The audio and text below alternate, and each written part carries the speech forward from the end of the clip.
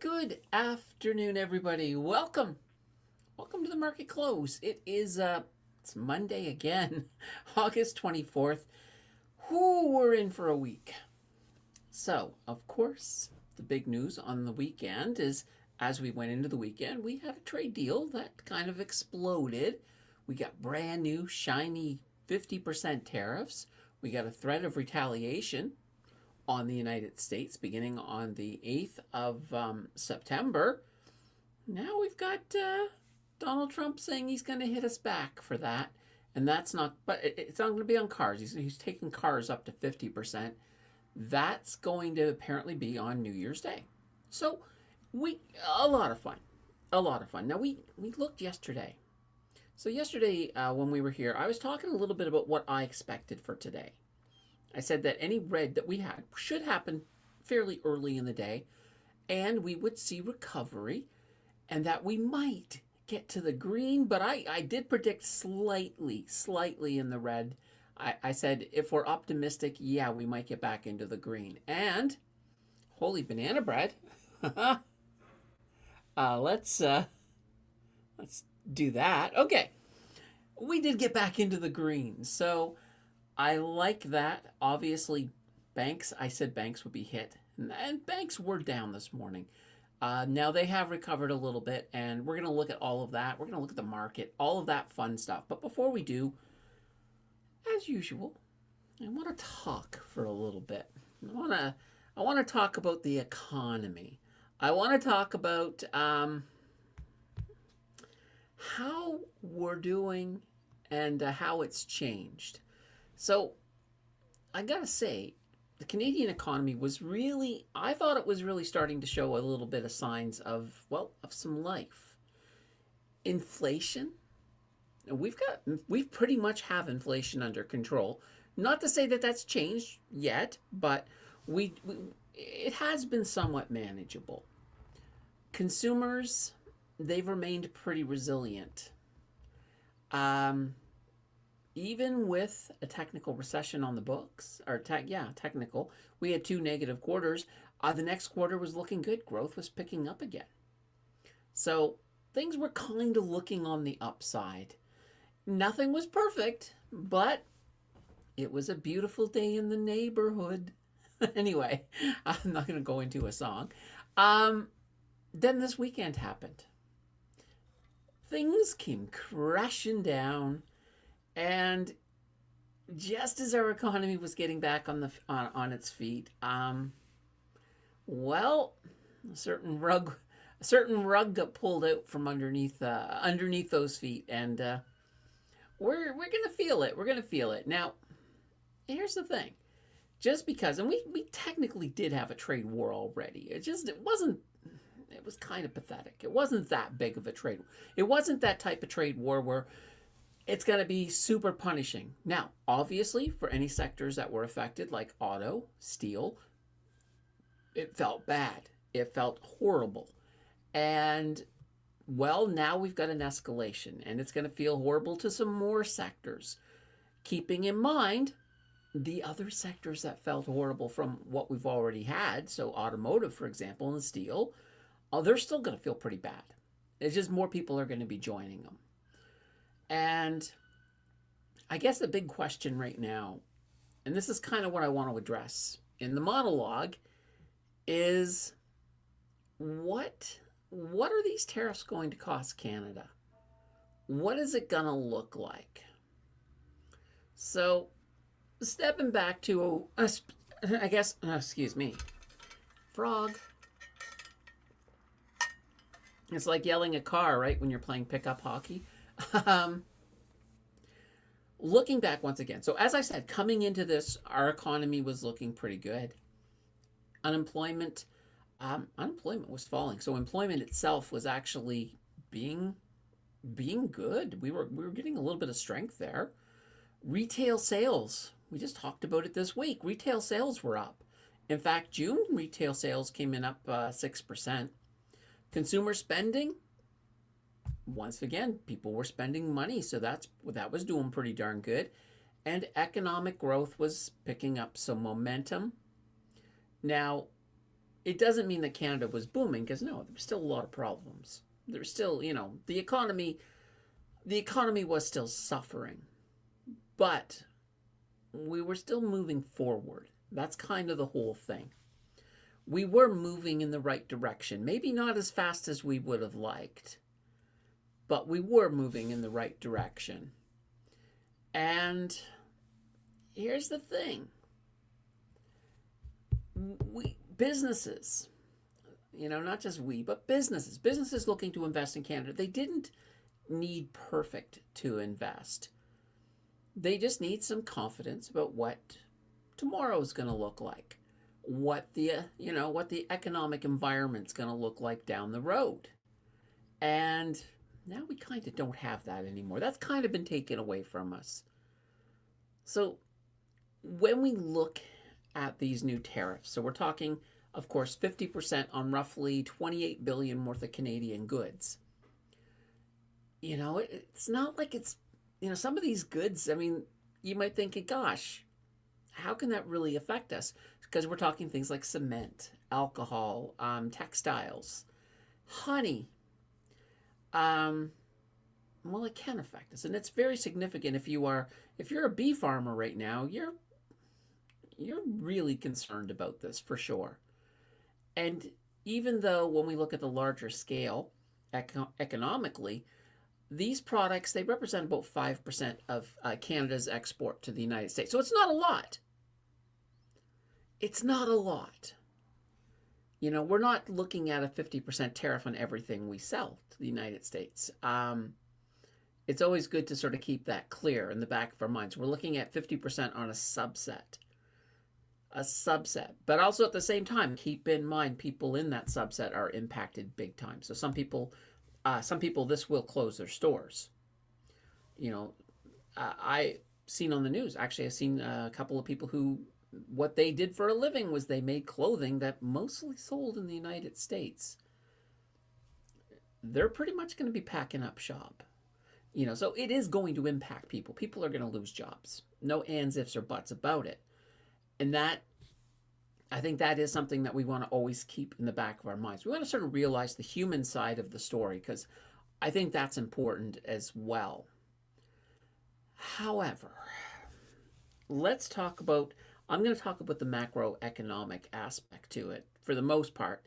And that, to me, it might feel like I'm not looking at the people. And I want you to be, I want to be clear that I am, that I do have them in the back of my mind.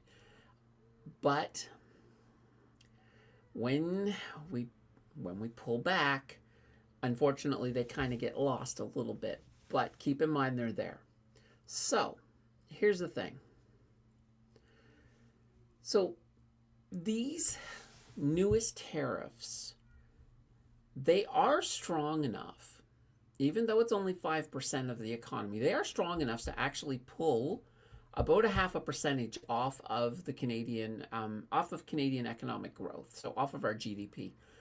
That could be enough to push us back into negative territory. It could be. I mean, Canada's been resilient, and maybe we'll still be resilient, but it's concerning. It's concerning. If we thought we were escaping a recession, well, maybe the recession's saying, "Hold up, Canada. Wait one darn minute." That might be what's going on. And we are already talking about an economy. Even though I said we're moving in the right direction, we're still struggling to generate, meaningful growth. And that, when you're in that position, 0.5% is huge. It's not a little piece of data. So even though we're talking about a small 5%, could it be the straw that broke the camel's back? And we're going to find out. So I've been talking a lot about one thing, uncertainty, not being able to see where things are going. And that's something that a lot of Canadian companies, a lot of Canadian investors are going to be dealing with big time now. So if you were let's say you were running a manufacturing company and you've been considering adding a new facility. Well, Maybe if you're not that big of a company, maybe you can do it for 100 million. Maybe that's gonna, put maybe that'll give 300 workers some work to build it and all of that fun stuff. But you have to now look and say, okay, I'm going to build a new facility, but wait a minute, how much of my product is being sold in the United States? Is my product going to be impacted by these new 50% tariffs? Or will they get singled out in the next Trump or tantrum that comes out of the United States? That's a possibility. So you might be saying, should I expand now? Should I increase productivity in Canada now? Or should I just wait out this current administration? And that's kind of the thing, and that's what we might be seeing. Now, some might be saying, let's just wait out this current storm, but others might just say, I know if I was a business owner and I thought there was a possibility that an expansion could turn into a very bad thing for my company if Trump all of a sudden in his next attack decided to come after my sector. So I would be, I would be concerned. I would be concerned. I might hold off until he's finished. That's what I might do. Now, so this is the thing though, right? So when I talk about the tariffs, we talked about the people directly impacted, but now these are the indirect impacts. So that one person thinking, is my sector next? Maybe I shouldn't expand. Maybe I shouldn't hire more people right now. Maybe I should just sit into a waiting position, see what happens. And, that's the thing. These tariffs can impact not just prices, but they can impact decisions, delay expansions, delay hiring. And for foreign companies looking to invest in Canada, it might be enough to say, I don't know if now's the right time to get our maple leaf on. So, that's a thing. Banks might be a little more cautious giving money to people who are perhaps going to expand, because maybe the banks are starting to look at this a little bit and saying, these risk levels are getting a little higher. So we may have to, I don't think they'll charge more interest, but I think it's more or less, it might impact who gets the loans, who doesn't get the loans. And all of that, even though you won't immediately see that show up in the GDP, that all filters in. That's kind of like the collateral damage of tariffs. And as I said this morning, Trump is not stopping at those 50%. So he's raised the stakes again this morning. He threatened to increase tariffs on Canadian cars, trucks, automotive parts, and steel to 50%. That's all going to begin January 1st. Now, that's still about 4 months away. And that gives him plenty of time to sort of, I almost believe, though with him, you never know, I almost believe he's using that, and he's given a long time window to try to use that as a coercion to get the deal that the United States wants Canada to take. I see it as a threat, not really an immediate tariff, and I think it needs to be. Honestly, I think it needs to be interpreted as a threat, because that's what it is.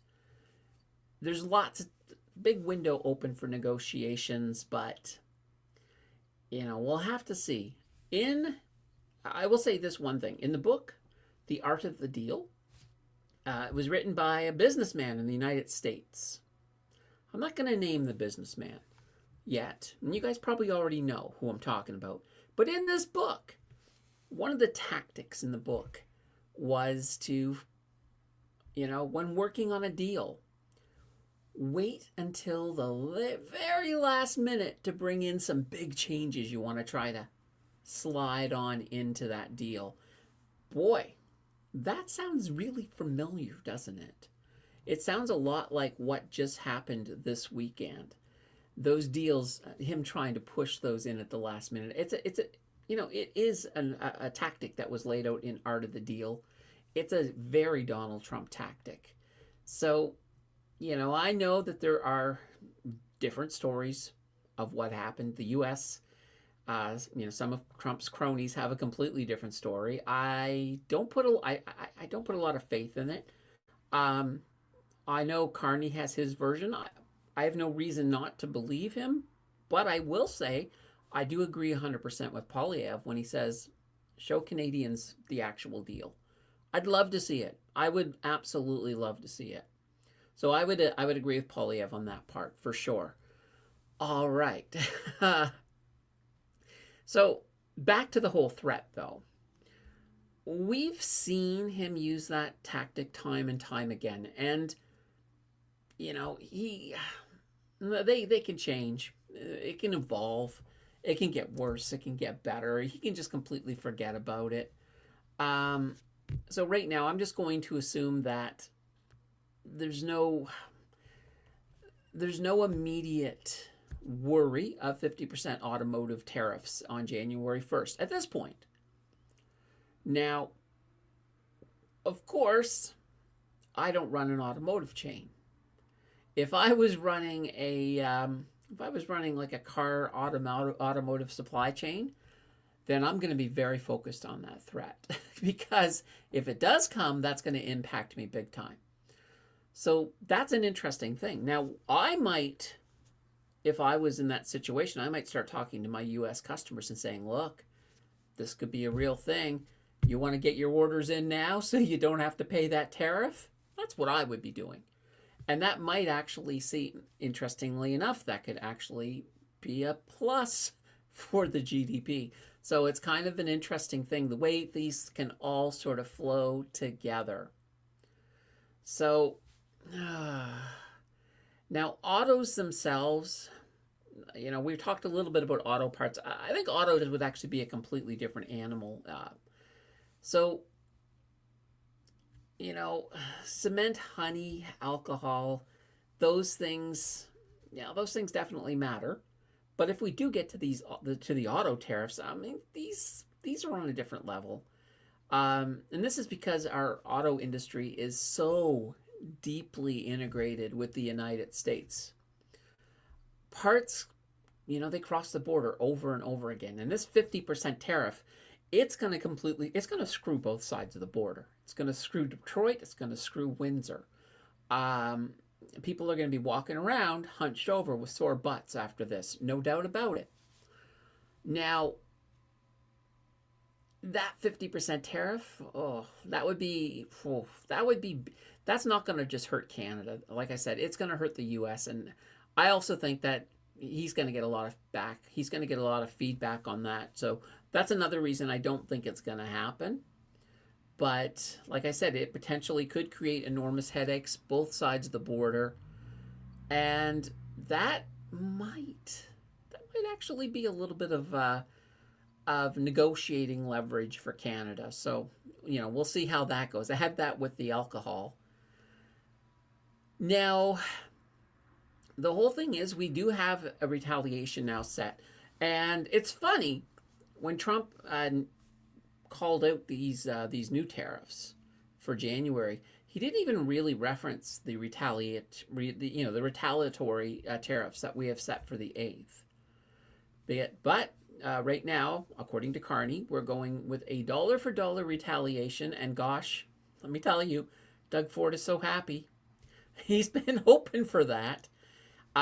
In fact, even today, Doug Ford and Donald Trump had a little back and back through social media. In a nutshell, Trump first of all made fun of Donald. Trump made fun of Doug Ford, comparing him to his, as Trump calls it, his much nicer brother, the better one, the better half. So Rob Ford, and of course, if those of you who remember Rob Ford and the whole crack thing, and it was, he was the mayor of Toronto. It wasn't a pretty sight. So it doesn't surprise me that Trump would actually find that one, that brother, a little bit more interesting. And of course, Doug Ford hit back, comparing him to a dictator.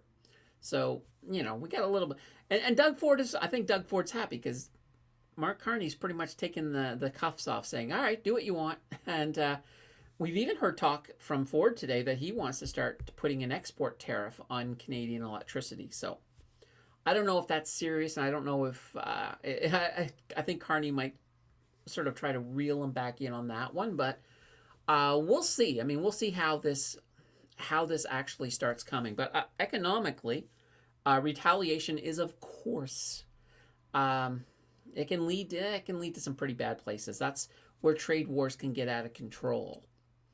So, those tariffs that we're going to place on American products, they'll make those products more expensive in Canada. And that can create a little bit of pressure towards inflation. So, and I know we talked about inflation towards the beginning, but that can push it up. That can push it up. So, yeah. So we got upward pressure on inflation. The trade wars also got downward pressure on economic growth. That's not really a duo. That's not really a combination that works well together. So, boiling this all back to the Bank of Canada, oh boy, it puts them in quite the interesting position. So normally a weaker economic growth would increase the argument for lower interest rates. But, of course, tariffs and counter tariffs are going to be pushing inflation up, which argues for interest hikes. So you have two forces pulling in the opposite direction. Picture in your mind poor Tiff Macklem. One arm, one arm's being pulled by the United States, the other by Canada, and he's just being stretched. So anyway, it's something to think about. So what are they going to do? That's the whole thing. So the trade war potentially does push that economic growth lower. Do these two forces cancel each other out? That's kind of one of the interesting things. I think that the growth, the cut in growth, I think that's going to actually dominate over the tariffs, meaning that the Bank of Canada, if this goes on longer, like I said, I don't think there'll be any changes to the interest rate this year. If this continues into the new year, it could be a very long time before we see an interest rate cut. Like a very, very long time. So I know that the bank doesn't want to react aggressively until it has some idea where this trade war is actually going. And I don't think we're going to know where that's going for a bit. So maybe today's tariff will disappear in a negotiation down the road. Although right now nobody's talking. But maybe tomorrow we have 3 new ones. We just don't know. That's the unpredictability. And, oh boy, there's also Kuzma in this mess. So this is like a really big layered mess. So Kuzma is we're still trying to renegotiate Kuzma. And I gotta say, I can see Trump using all of this mess as a motivation to just not do anything with Kuzma. And it's, it takes 6 months to leave. So he needs to give a 6-month notice. But as it is, some of the items at these 50% tariffs are items covered under Kuzma, and those are just being exempted from Kuzma. So I can see him carving Kuzma up. I don't think he wants Kuzma anymore. I think he just wants unilateral deals, one with Mexico, one with Canada, and with the terms that he wants. Not the terms that we need, but the terms that he wants.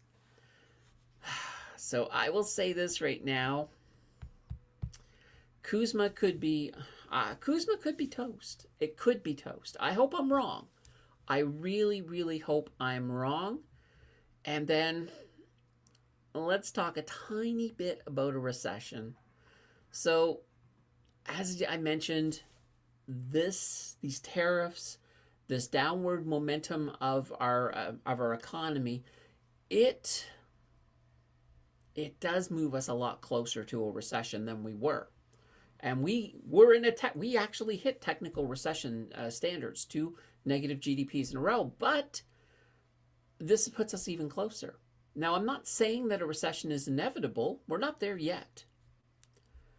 But the margin for error has become a little bit smaller. So if this trade dispute stays relatively contained and negotiations restart, we're probably going to muddle through it just fine. However, once we hit January, like I still don't see a recession this year, but once we hit January, if these new auto tariffs actually happen and Canada retaliates on those, and then the United States retaliates against our retaliation, boy, that could lead us to an economic death by 1,000 cuts. And that's kind of where we're heading. Now, there's lots of time to get out of the way. There's lots of time for this to completely end. And guys, I'm almost done. So what does this mean? I want to bring this back to investing. So for Canadian investors, I think there's probably going to be a few things that are definitely worth watching. So first, expect volatility. And we've already been seeing this. We're already used to it. But volatility is going to become the rule of 2026, the year of the volatiles. And if you look at trade-sensitive sectors, you expect even more volatility. So it'll be volatility stacked on top of volatility.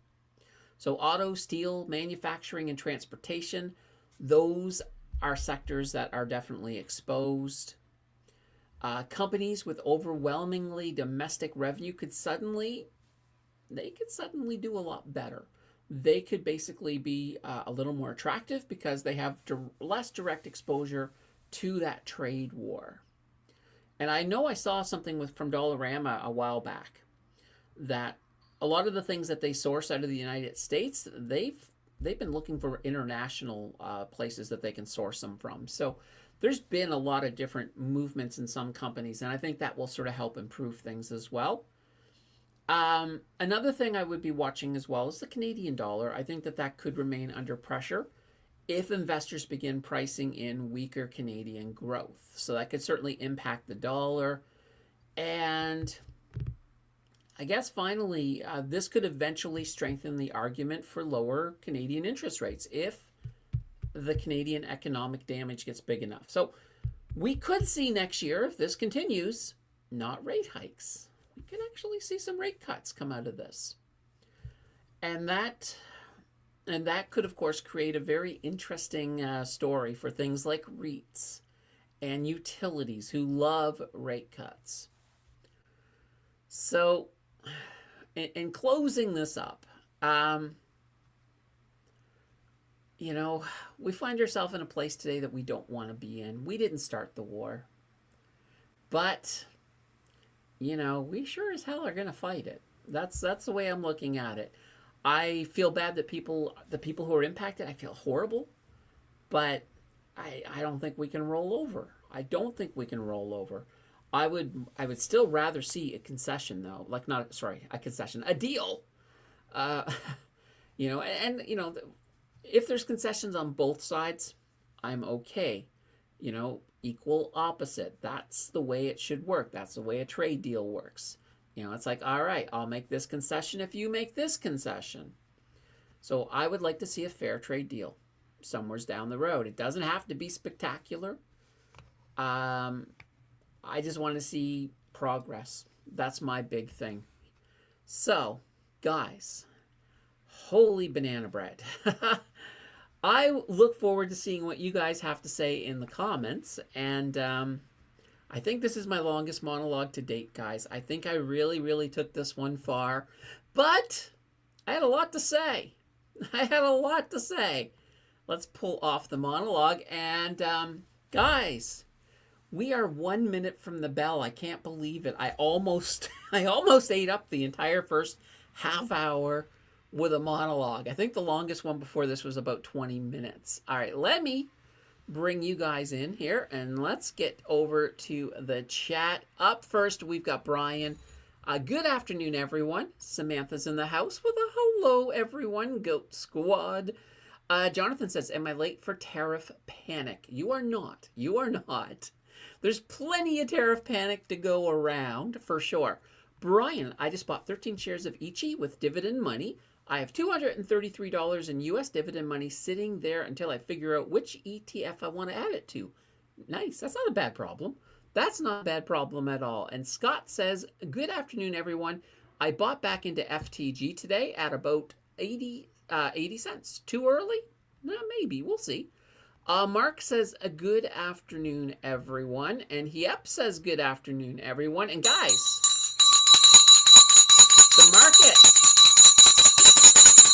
the market is closed, and I got it at exactly 4. Only because my monologue went long. So, holy banana bread. So anybody who guessed 4, you're right, and I will award the points as we get to them. So guys, as you guys know, those of you who don't know, we have a thing that we're doing this year where we're going to give out points if people guess when I hit the bell. Today, I got it on time. I'm pressed. I think last stream, I think I was like 9 minutes late. So you gotta love it. All right. Lance says, good afternoon, everyone. Marina, hello, Marina, says, happy Monday, everyone. As SpaceX has dipped over the past few days, what do you think will happen in the near future? I'm still bullish on SpaceX overall. Like, I think long-term SpaceX is going to be perfectly fine. I do think we're going to find some volatility in it. And I think right now it's kind of like, it's going to be one of these companies I think you have to be a little careful trading, like, because I think you can get easily caught into a downswing. And, you know, or you can also get, or miss an upswing. So it's kind of the thing. Like, I got burnt a little bit with SpaceX because I, did a step down trade and it exploded as soon as I got out, it exploded and went way above. And I'm like, So, yeah, you have to kind of be careful. I think volatility is going to be huge with SpaceX. Brian, you know that fool down south will retaliate against our retaliation? He can't be even in a deal. No, he can't. I agree. Kelly says, hello all. Seems the only thing falling in my world is the deluge of rain. I checked Wealthsimple all day, but no big crash. Guys, I told you guys yesterday that we had a chance of being in the green by the end of the day. I thought we were going to be slightly red, but I did say. I made 2 predictions yesterday. The second prediction was this one over here. Let me pull it up. Give me a second. Oh. Let's go over here. The second prediction that I made was Bitcoin. So we were looking, I drew my little line on where I thought it would break out to, and that's exactly what it did. Like, quite literally. I mean, it wicked a tiny bit above my line. But yeah, so it did do as expected. Now it's starting to retrace down a little bit, but I was happy about that. Cindy says, Bell. My Wealthsimple spin today was 16. I have not done my Wealthsimple spin yet today. So let's do that right now. Let's pull it on up. Let me grab my iPad. All right. Come on. See my fingerprint. It is a good fingerprint.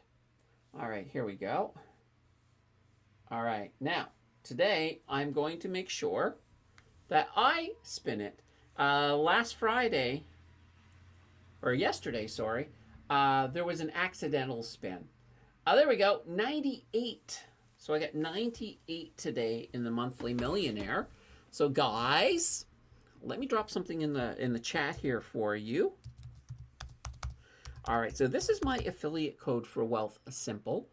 Now, if you are not yet on Wealthsimple, use this code. Go on over.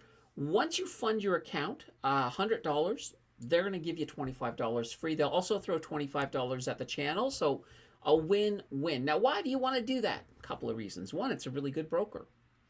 It's commission-free. It's one of the easier brokers, especially for new investors. 2, they get this big monthly millionaire contest, and Thursday they're giving away $1 million. So if you're not over on Wealthsimple, you can't win. And when you're over there, you can increase your chances of winning by doing things like spinning that coin. So you definitely want to get over there. It doesn't hurt to have multiple brokers. So if you're thinking, well, I'm happy with my broker, you can have more than one broker. There's nothing wrong with that. So definitely a huge thanks to those of you who are going to use that little link there a little bit later, like after the show. Or you can do it now. I mean, it's up to you. All right, a Scratch is in the house. Good afternoon, squad. The job ended early when thunder hit close to us. I went home early with the hopes to get some cheap shares. Looks like I am a bit too greedy. So, oh boy. Well, I'm glad you're okay. It's pretty scary when a lightning strike comes down really, really close. Kelly says my spin was 42, the answer to everything in the universe. Yes. Kelly. Where did you spin it at? Was it at the restaurant at the end of the universe? Just, I'm thinking. Zeniel says, guess it was safe to put the whole board as being read today. Well, we still, the bell already hit. Once we get caught up, I'm so far behind. That's what happens when your monologue goes 30 minutes. We are going to play this afternoon. We are going to play Canadian Battleship. So that is all queued up. That's ready to go. So right now, you'll know we got one show in the bank. Now, I will say, I'll turn the Financial Express on. You know what? We have a show tomorrow no matter what happens because we got a banked show. Why don't we just bank another? And I'll tell you why. We've never had 3 shows in the bank. So if I turn on the Financial Express and you guys bank a show, well, you know what that means? If you also win a show with Canadian Battleship, then we could have 3 shows at the end. We could have a 3 up there. We've never had a 3. I made a 3 thinking I'm never going to see the 3. And I haven't seen the 3. But it is a possibility that we could have a 3. All right. Scott says, nice HHG TTG reference.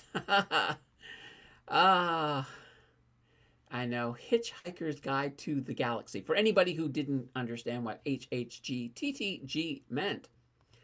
Wahipple says, hey there. Brian, we need to retaliate against red states and then hit where it's felt the most, like there's small industries that rely on exports to Canada a lot.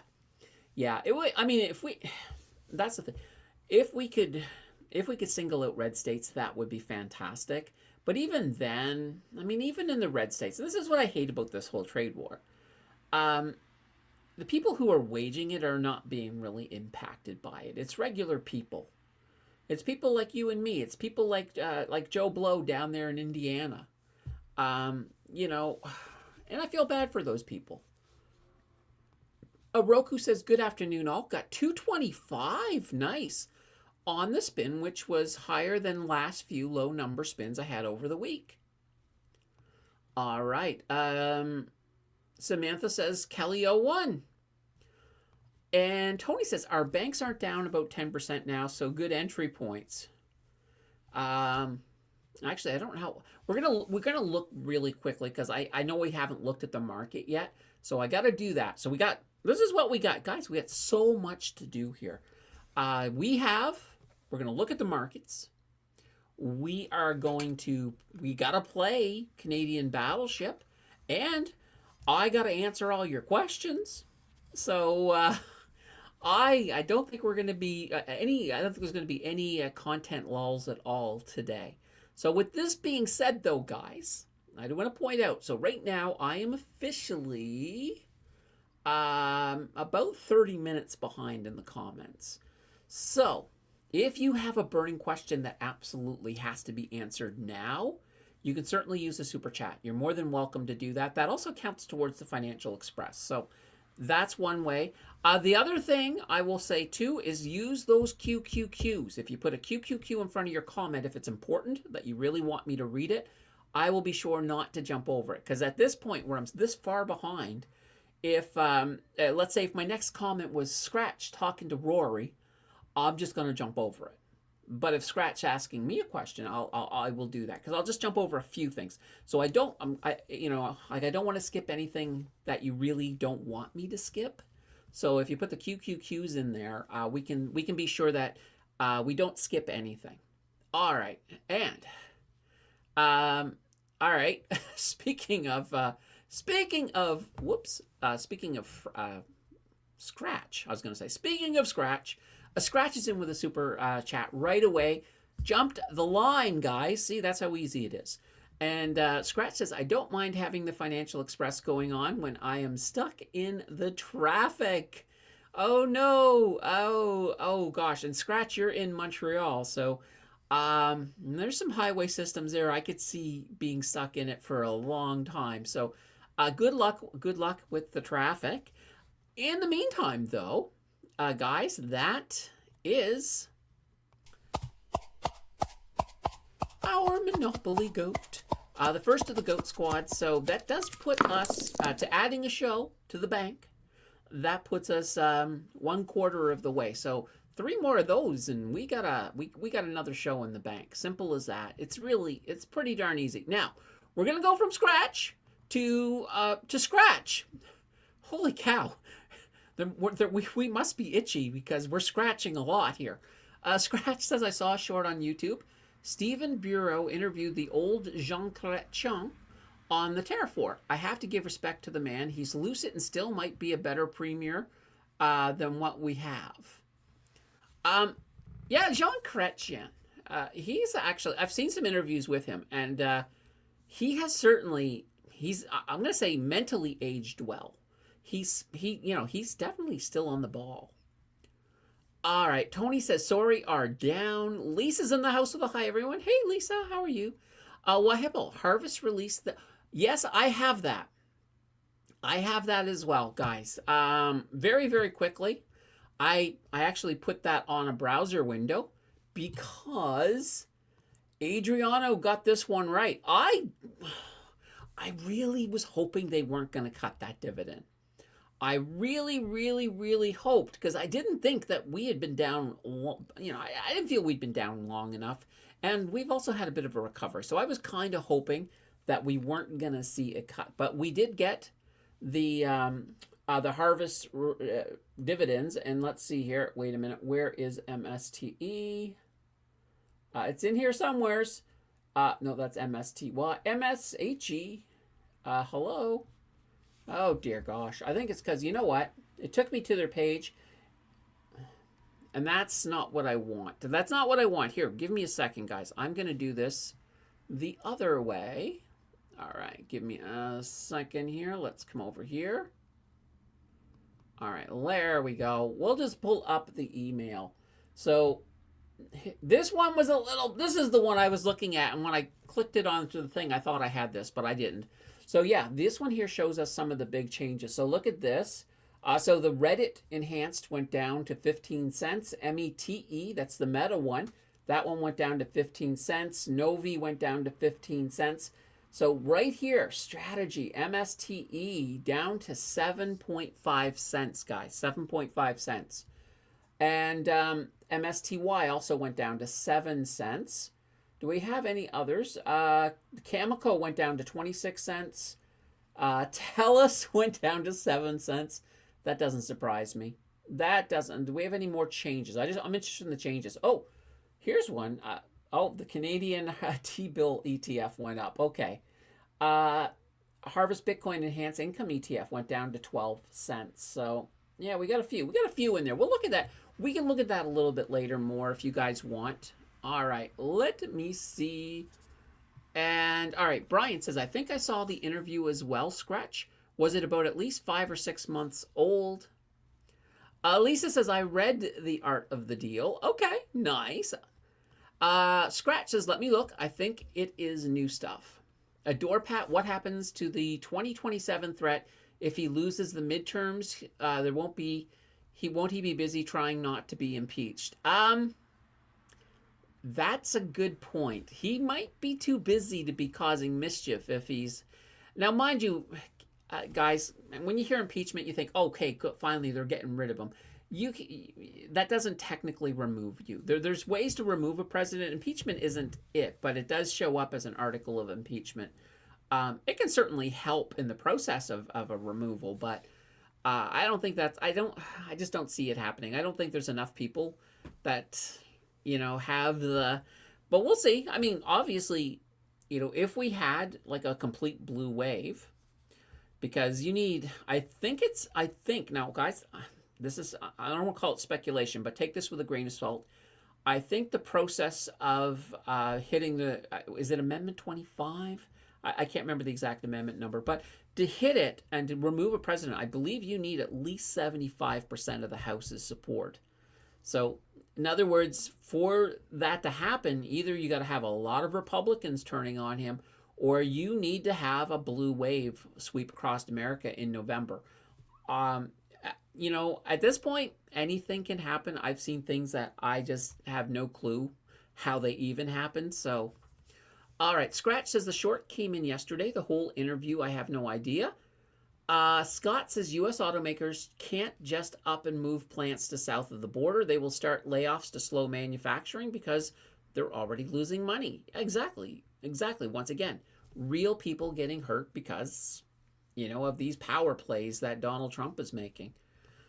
Brian says, it may be the same. I think I watched the longer version. I was also impressed about how well he still seemed and his thoughts. Yeah, I saw it, and I believe it was about I think it was 5 months ago or so, because I saw it towards the beginning of the pandemic where he was talking, towards the beginning of the trade war where he was talking about it. Rory, afternoon, saw no crash, orders not hit, not even close. I know. I thought there was a chance we could have went down about 1% this morning, but it didn't happen. I mean, my overall idea on the day, my overall idea is that we ended up with a green day towards the end, and that did happen. In fact, this is a great segue to the markets. Let's get through. I'm going to go fast. I'm going to move fast through these guys because we're so late and we got so much to do today. So, looking at the TSX, we did finish in the green today. Actually, not a bad place. 0.26 to the upside. So year to date, we're sitting at 15.40%. We're also well above that blue line.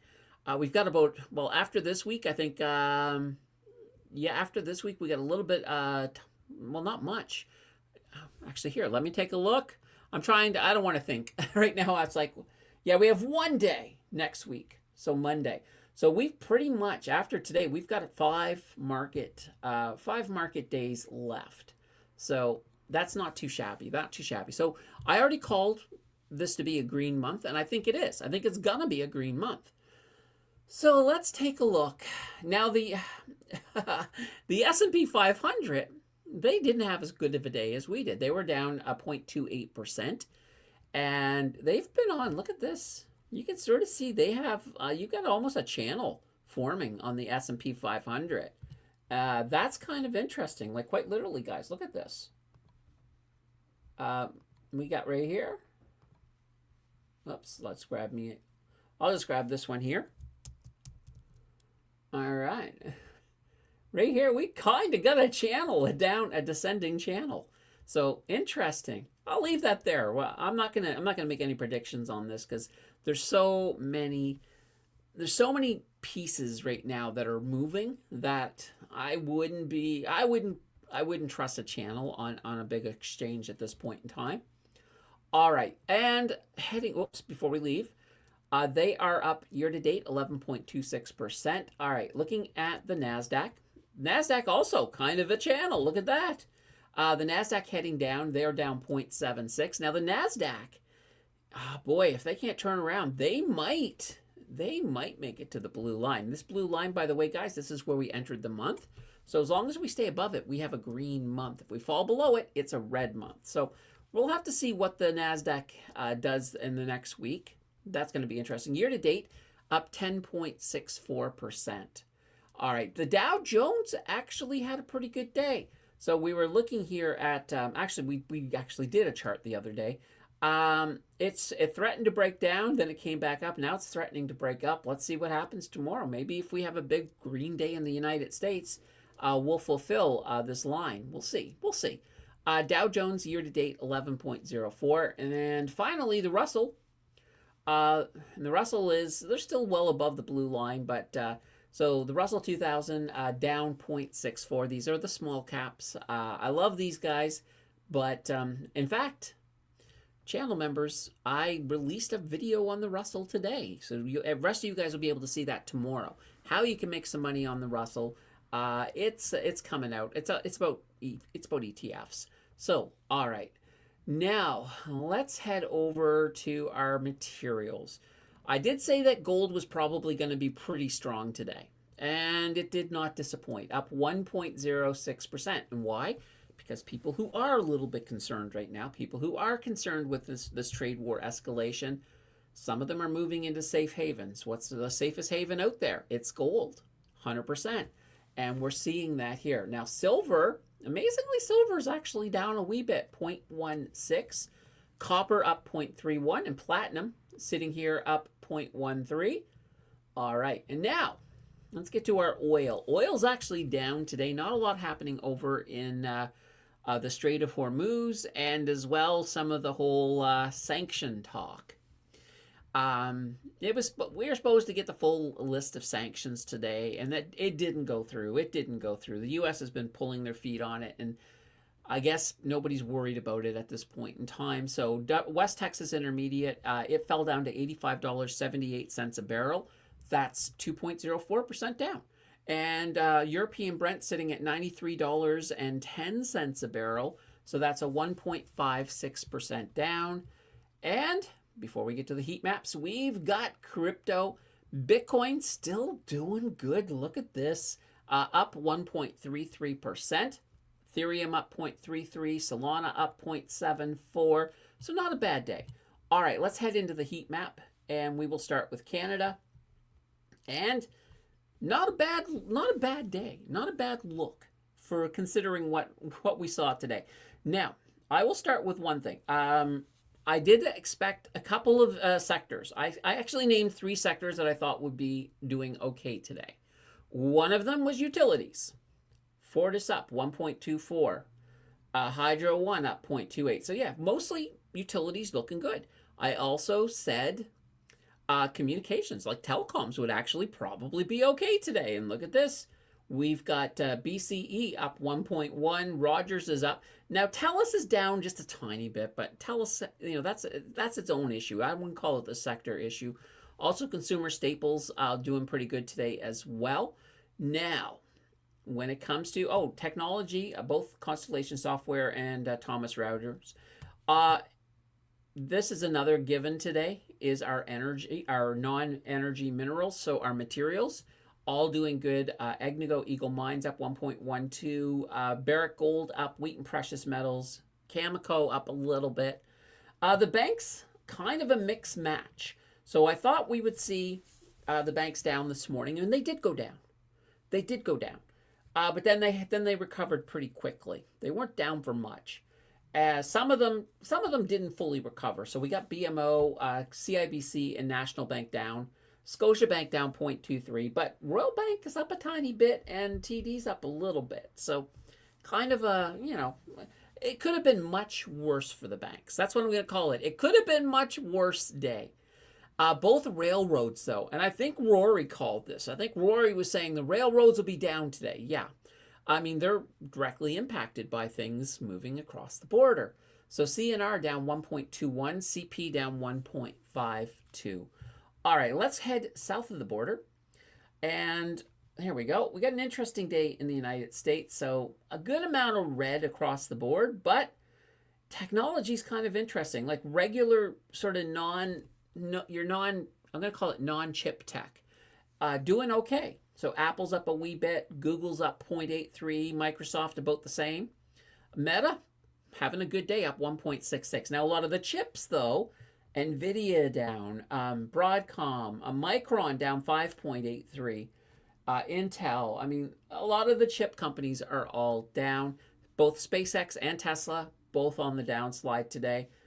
Interestingly enough, with healthcare, Eli Lilly down, AbbVie down a little bit, but Johnson and Johnson looking pretty good. So, not too bad, not too bad. All right, let's get over to crypto very quickly. So, very green day. Look at this over here.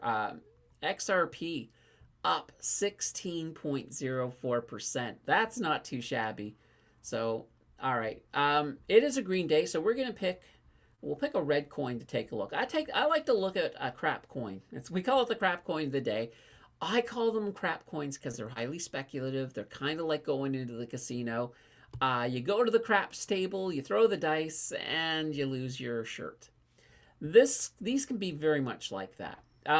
Which one do I want to grab? I don't know. I have no clue. Let's just grab this one here. Let's see what we get. All right. Whoops. We have, for today, Matt Chain. And apparently there's an 80% off summer sale over there on TradingView. Matt Chain, I do not know who Matt Chain is, but I don't know. The only mat in my house is outside and you rub your feet on it. So I'm going to say that. So Matt Chain is worth 3.7 cents per coin. Highly speculative. I don't know what it does. It's risky. Guys, don't put this in your account unless you've done a lot of research and you can sort of validate it for yourself. So read the white paper. Find out why this was even created. Follow the developers on social media. Find out what this is about. Make sure it makes sense for you. But quite honestly, you're much better off to not put this in, because you know what? Get rid of the AIN. You've got a match, and it might just burn up your portfolio. I'm just saying. So, if you want to make money in crypto, ignore Matt Chain and head over to the big coins. So stick to the your Bitcoins, your Ethereums, your Solana, your Cardano, your XRP, and gosh darn it, your Dogecoin, who's up 9.06% today. Whew! All right. We are finished with that. Now, Scott says Canadians are the biggest external market for North American auto sales. If Trump and Lutnick got their way and moved all auto manufacture to the U.S., do they think we'd still buy their cars and trucks? I'd say no. I would say no. There's lots of other options out there. Isaiah says the auto industry has stated that any tariffs above 15% would mean production lines will start shutting down. So by January, there won't be a Canadian auto industry left. I'm really hoping, Isaiah, that it's just a threat. I'm really hoping that we can get some kind of deal. I think, if we assume what Mark Carney said is correct, and that the U.S. tried to, stick in some of these strange rules at the end, the U.S. has learned a lesson. They learned what that's going to do to Canada, so maybe they'll pull back a bit on that. But it's hard to say. I mean, Donald Trump, at the very beginning of this term, he said he wanted to annex Canada. A reporter actually directly asked him, are you going to do it militarily? He says, no, economically. This feels like a play out of that type of a game book. So there is that chance. There is that chance that we could have a lot of pain in front of us, unfortunately. I hope not. I hope it goes a different route completely. Okay. Brian says Trump seems to think that the Canadian auto industries have no unions and it's paying next to nothing for labor here. Clueless fool. I know. Isaiah says, at least we will still have the Chinese EVs. Yeah. Apparently the Chinese EVs are not that bad of a vehicle either. So Scott says, buy a Civic or a RAV4 made in Canada. Rory says, I buy Japanese. Awesome. Elbows up, buy Japanese. There we go. Brian says stagflation in both countries happening for sure. It could. Ooh, yep, got in first. Oh boy, let's go to the leaderboard. That's the wrong leaderboard. That's the Farron Index over there on Blossom. I want to go. Actually, I think I have to open it up. Let me close these other ones here. Here's our leaderboard right here. All right, let's pull it up. So Hiep got it right, and it was for the 4 o'clock one, so that's 2 points. So here we go. Hiep, you now have 4 points, which means you have now leapfrogged into first place over top of Rory. Now, before we get to 4 o'clock, so there's an 8-minute stretch here. Anybody else who guessed 4 p.m. gets 1 point. Provided it's your first guess. So Rory, 401, nope. Isaiah, 401, nope. Brian, 402, nope. Scott says stop subsidizing oil companies and use the money to pay these industries being hurt by tariffs. Rory, I'm sure Ottawa is having special meetings to come up with options. Well, I hope so. I also like another Polyev idea, I think, is I do think they should call back the parliament. Bring them in. Let's, have, and I also think this is the type of issue, like this is a threat on Canada. Because it's a threat on Canada, I would love to see a lot more cross-party involvement in this one. Like put together a team, like, have Carney sit down with Polyev and, for the likes of me, I don't know the name of the new NDP leader, whoever that is. Bring them all in. Get the parties working together. It doesn't hurt, and it does show. I think Canadians would. I think that would help. Actually, I think that would be very inspirational for Canadians and help them sort of, get through some of the harder times. Scratch says, I really do think that we are entering a 40 years inflation cycle, that what the chart says, all charts point in the same direction on the long term. 40 years. Scratch, I really hope you're wrong. I'm just going to say that. I hope you're wrong. Rory, it's just amazing how just one individual determines global economies. Yeah, there's way too much power. Now, there's a couple of factors going on here. One, he's got that strong will that he's just bold, and he's got his own country, not, all of the checks and bounds that are normally there for a president. He just plows through them and nobody stops him. Nobody will stand up to him. And because of that, he's basically propagating that onto other countries. Other countries they just fold.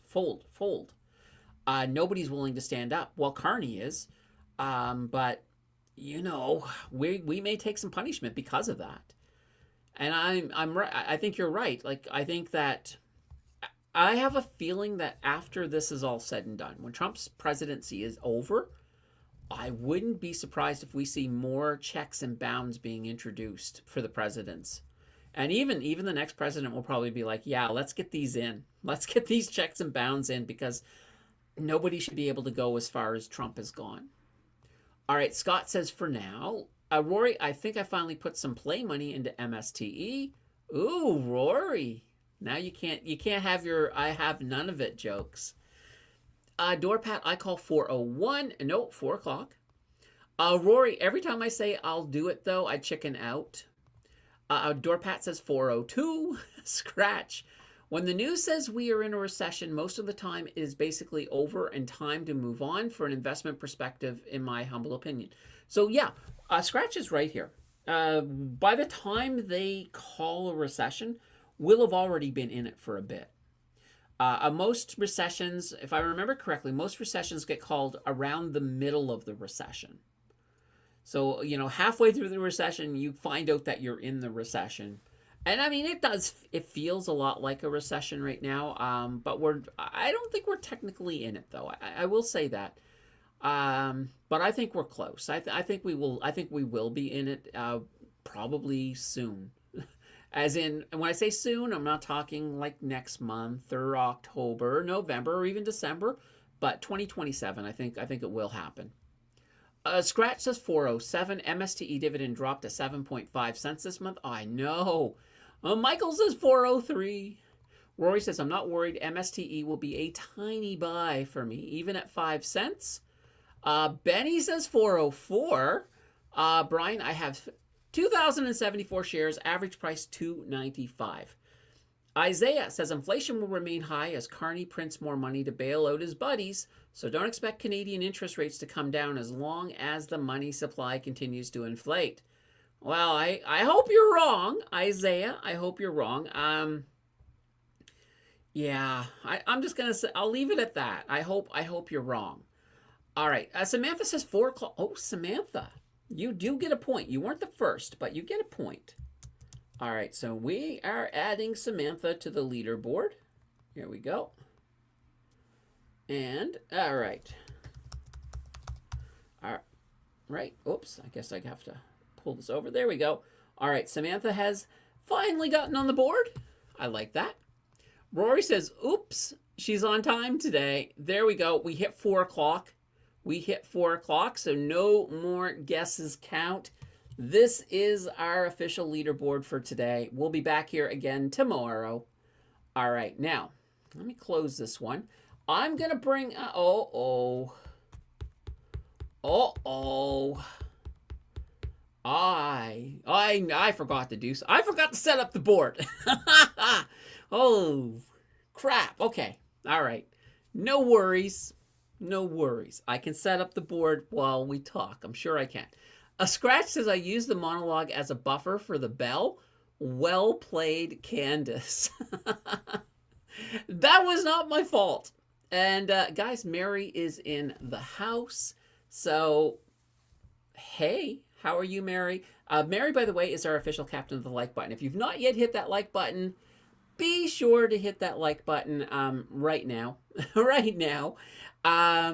It does help the algorithm. It pushes us out to more people. So what can I say? What can I say? All right. Just give me a second. I'm going to drag this over here. I'm going to drag this up here.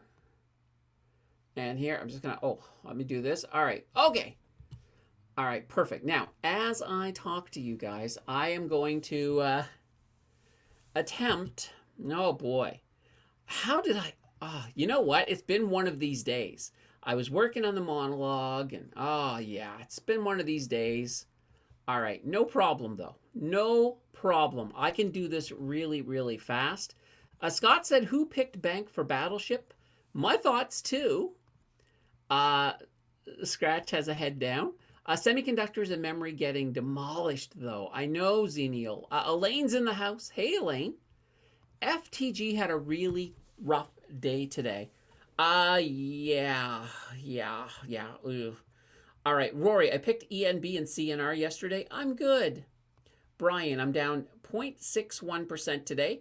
Whatever the heat map shows as down is what probably inside most of my ETFs. Oh, no. Oh, no. Okay, Scott, they're called broker because that's what they make me. All right, and hold on. Hold the horses. Hold the horses. All right, guys, we got some action going on. I got a super sticker coming in from Mary for 139, and that's our Bay Street goat. So that does put us a halfway. That puts us halfway to banking another show. So that's not too shabby. And if you think we're stopping there, we're not, because we have a super sticker coming in from Scratch. We should bet when this stream ends because we are way above the normal timeline. That's actually kind of funny. Yeah, will we end on time?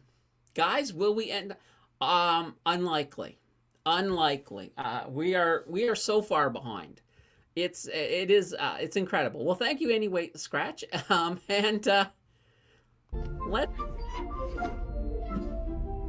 Let's drop in here Astro, that's Astro Beaver, and of course Space Goat, having fun on the moon. My favorite one. That's my favorite one. Awesome. Okay, now. What a day. What a day. All right. I live on stress, so let's keep it going. No more chat of the day. No more chat of the day is full. Okay, Scott says, we need to target the tariff at products where there's a viable Canadian alternative. Otherwise, we're just shooting ourselves in the foot. I hope that's taken into consideration, because that should be your first rule. Like, okay, is there a Canadian alternative? Because otherwise, people are forced to pay that extra tariff. You may not. So if there's a Canadian alternative, maybe you love the U.S. brand, but you might be like, well, you know what? Let's try the Canadian brand.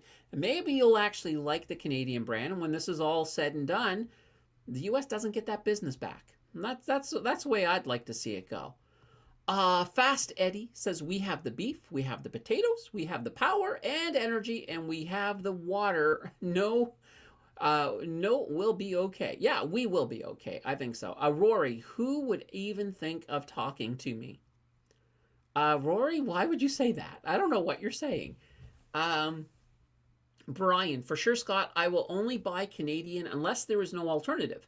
Everyone needs to stop going to the US. There are many people every day going there. There's still a lot of people going there. Absolutely. Yeah, there's still a lot of people going to the United States. All right, don't mind me, guys. If I seem slightly distracted, I'm removing the red dots. So when we take shots, if you hit, you get a red dot on it. So I'm removing those from the board right now. And that way there, I can set this all up here. And we'll get this all, I'm going to get this all going here in a second. Oh boy, I can't believe I forgot to do this. Like I don't even know how I forgot to do this. Well, I was editing today, and we're getting out we got out a video. At least the channel members have it. All right. I'm gonna pull off our pieces. All I got to do now is just put in the new pieces and cover them up, and then we're ready to go. While I do that, Scott says Trump said he's going to import cheap ground beef to help out with inflation, and the U.S. cattle farmers are like, WTF? Yeah, I mean that's the thing, right? The U.S. has enough beef; they don't need to import cheap beef. Oh my gosh. Brian says, he is getting a kickback somehow, Scott. Either bought shares or something. That's probably true. XRP says, good afternoon, everyone. Scott, he's not winning friends in the farmers with his policies. And XRP, yet another good green day for XRP. Yeah, XRP had a fantastic day for sure. Scott, impeachment can remove a president if it passes both houses. Okay, all right, there we go. See, I thought they had to use that other amendment, but okay, perfect. I like that. Rory, imagine I buy 1,000 shares of MSTE at 7 cents a share, hold it for 2 years. When it gets back to $10 with a 20-cent per share, would be awesome to see. Yeah, that's not bad. Let's see, the distro is 7. I think that's what he meant, though, Rory. I think that's what he meant. All right. Yeah, guys, we're one away from adding a show to the bank. All right. Roku says, I heard the beef was from Argentina and destined for China, but was rejected for too many antibiotics and hormones in it. Oh dear God. And so Donald Trump has bought it to give to the Americans. Oh boy, what's he gonna? He doesn't care about anybody. Scott, same reason we reject their beef and dairy. There equals the U.S., but probably Argentina too. Scratch. Funny that TikTok sent me a farm that only grass feeds the cattle close to where I live. This is basically what I was looking for served on a silver plate. It's the AI. Like the AI in a lot of the social media, it's studying you. It is absolutely studying you, and it knows what you like. And I've noticed this in the last 2 years. All of the ads I'm getting served are things I want, the things I want to buy. I'm like, holy cow. And sometimes they're actually a reminder, like when the kitty litter one shows up, I'm like, oh yeah, I am low on kitty litter. I better buy some.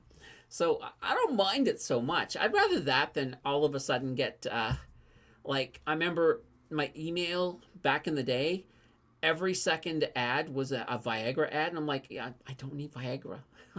What's going on? XR pieces. I wonder if that MSTE frequented reducing of distributions was intended to increase NAV in this Bitcoin recent run to capture of the ups. Well, it's hard to say. It might. It might. That's one of the few ETF companies I don't have a relationship with yet. I'd like to get one though, because I certainly would like to, be able to pick their brain on a few of these things. Brian says volatility is lower. You can't get as much premium on covered calls. And let's see, Roy says, I still believe MSTE is at basement level pricing. I'm just chicken to buy too much, so I will start really small. Just buy one, Rory. Start with one, and then, go from there. Scott says, how to make money on the Russell? A Russell hustle. Oh, Scott, I like that.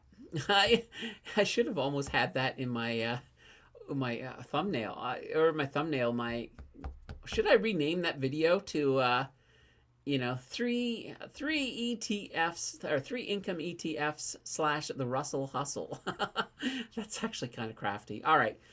A scratch. Nasdaq and S&P really looks like topping patterns. Not sure how they will do if we are in an inflationary cycle. The bug Russell. Let's see. I have 1,000 MSTE, 2150-ish worth. Nice. Wow, I came in just in time for heat maps. Yeah, I am like quite literally.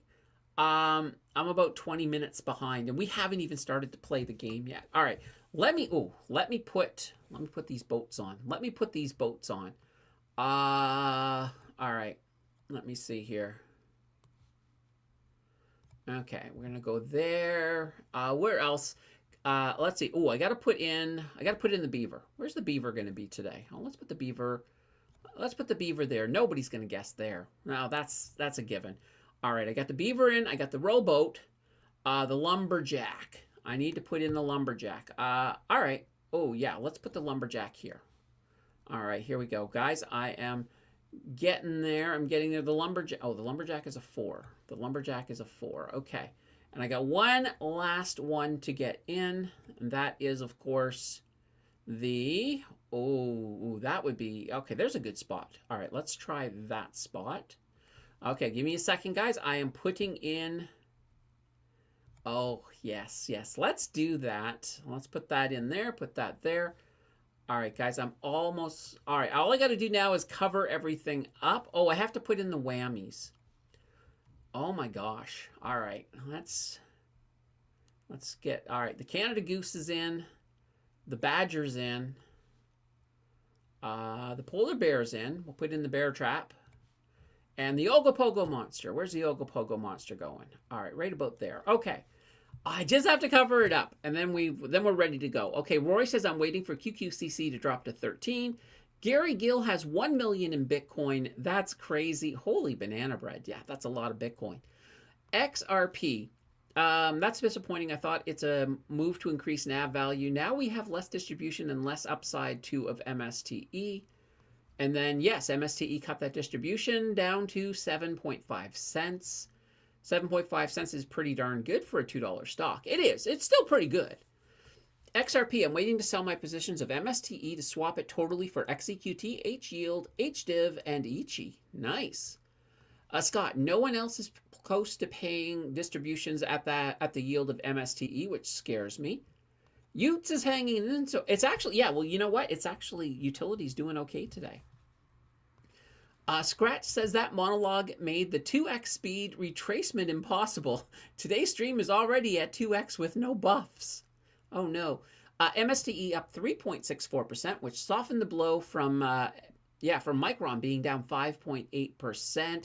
Brian, I also hold 100 shares of Misty, the US version. It pays weekly divs. It's $14.73 a share. I bought at $12.56. Ooh, Scott says, I think that coin is matchy and a ski slope. Oh, is that a ski slope?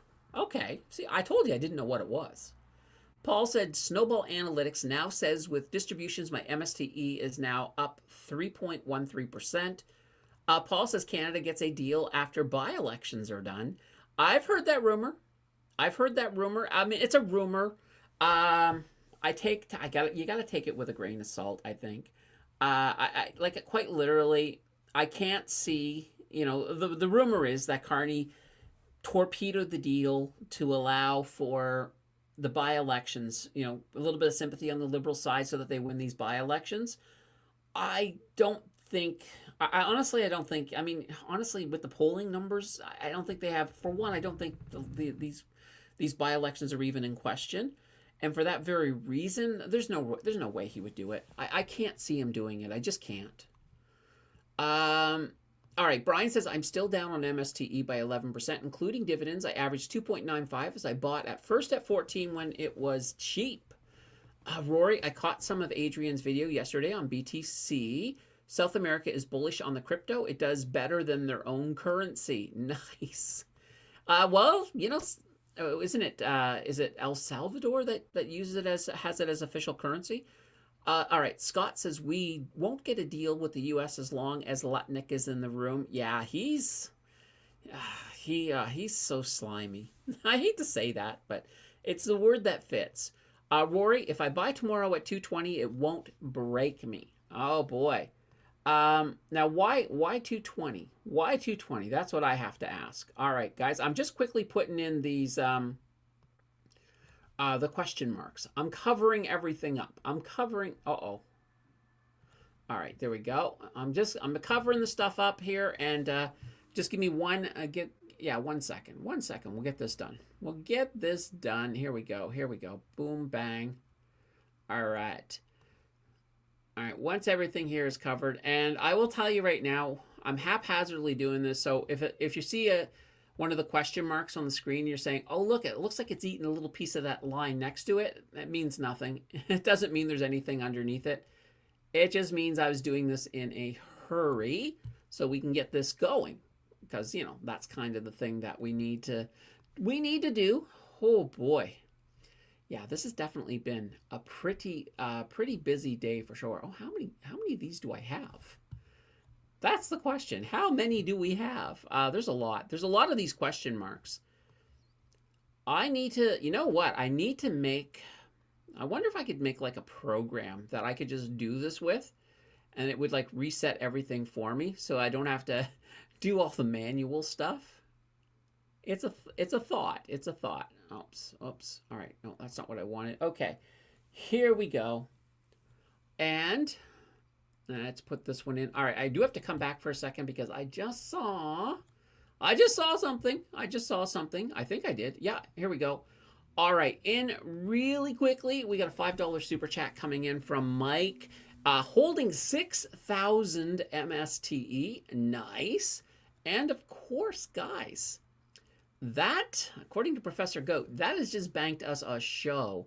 So that's pretty awesome. So that 1 is now back to a 2.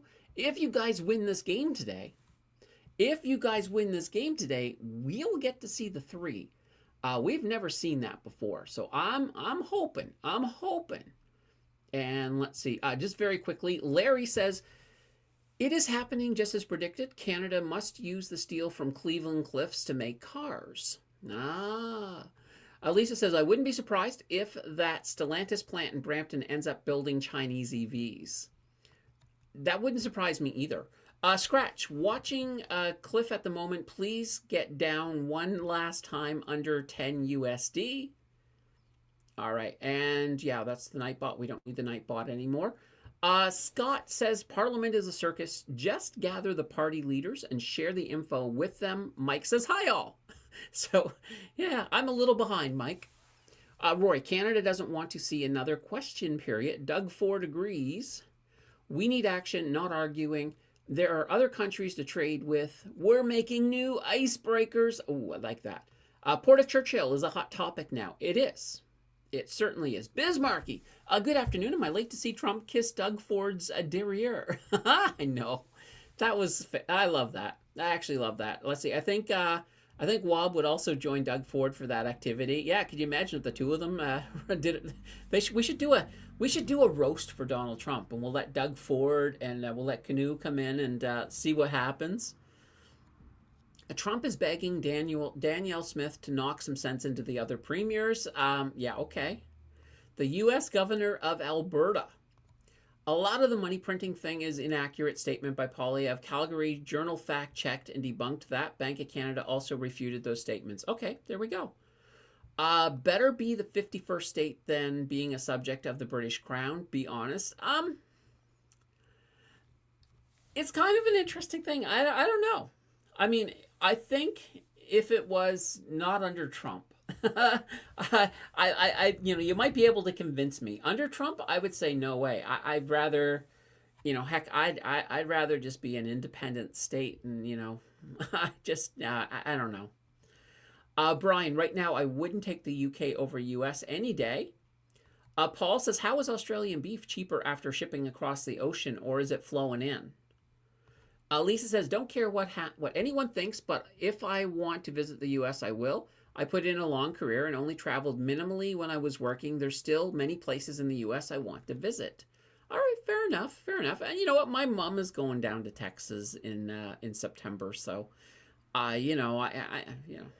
I'm not saying that you shouldn't go there. I'm just saying that there are Canadian alternatives if you don't want to, and if you are going to the states, if you're going to a blue state, that would be even better. But no. I mean, there should be. I don't think there should be any judgment.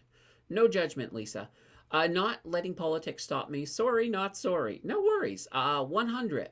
Their beef is good. New Zealand beef and lamb also very good. The AI is like a friend with benefits or tokens. AI and chill. Whew, the MSTE distributions reduction could have been decided before Bitcoin had its recent run. It might have. That's what I'm thinking because because it's like, oh boy. Because yeah, with this recent run, you're like, yeah. No, it probably did get decided before then. I mean, this run is not, it hasn't been going for that long, so it is fairly recent. All right, I'm getting the last of these question marks in, guys, and then we're going to start. We're going to start Canadian Battleship. We're going to get this. We're getting it done. We're getting it done before the end of the stream. So I'm saying this right now. I know that we're not getting out at 1 hour and 30 minutes. I've accepted this. I have completely accepted this. All right, I've got about maybe 10. I got about 10 of these to put on. And then we have our board. All ready to go. We can start bombing stuff. Feel free to use your imagination and imagine that you're bombing, maybe, I don't know, maybe you're bombing Donald Trump. I don't know. All right. Oh, do I have them all? Did I have extra ones? I might have had extra ones. Let me see. Oh, no. I do need them. All right. Here we go. We're almost there, guys. All right. I think one last one, and then I think we've got our board. I think we have our board. All right. All right. Give me 1 second here. I'm just double checking to make sure I didn't leave anything uncovered. All right. No. I think we're good. Okay. Let me pull this all back. All right. We have our board, and we got our vessels here. Perfect. All right. Now, oh boy, I realize I also don't know where everything is myself either. This is going to be fun. All right. I may have to pull. We will make it through. Guys. I look at it that way. Rory says, oh man, I can't afford 1 share of MSTE. Why do people make fun of TELUS? Is it that bad? I might has hit the bottom already. I don't make fun of TELUS. I think TELUS is a fine company. Like I actually like the 3 telecoms. I don't like everything about them. Like I hate the customer service at Rogers, but I hear people saying the same thing for the other companies as well. I understand they're in it for the money. I understand what they're doing. I think TELUS, like TELUS and Bell, I like them a little better than Rogers, but, I have Rogers, so what can I say? Brian says, I believe Gary Gill was saying it was decided and probably going down this month. After hours mode activated. Uh-oh. How much is a coffee at Tim's these days? I haven't been since I stopped working. I know, it's been a while. It's got to be $5. I figure. I don't know. Guys, if you want to get just a large coffee at Tim Hortons, nothing special, nothing fancy. Is it up to $5?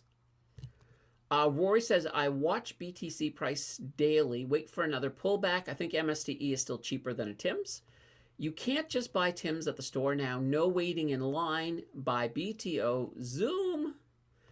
Funny how Saylor told BTC just before it went up, take my money, right?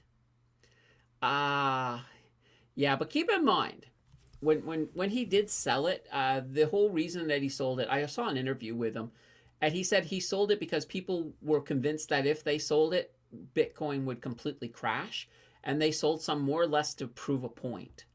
So, they're still buying, though. They are still buying. That was more of more of an interesting thing. All right. Polaris Byte says, I've been waiting to join this live session as I post about Canadian crypto on my Polar Byte channel. Nice. Well, good to see you, Polar Byte. Welcome to the stream.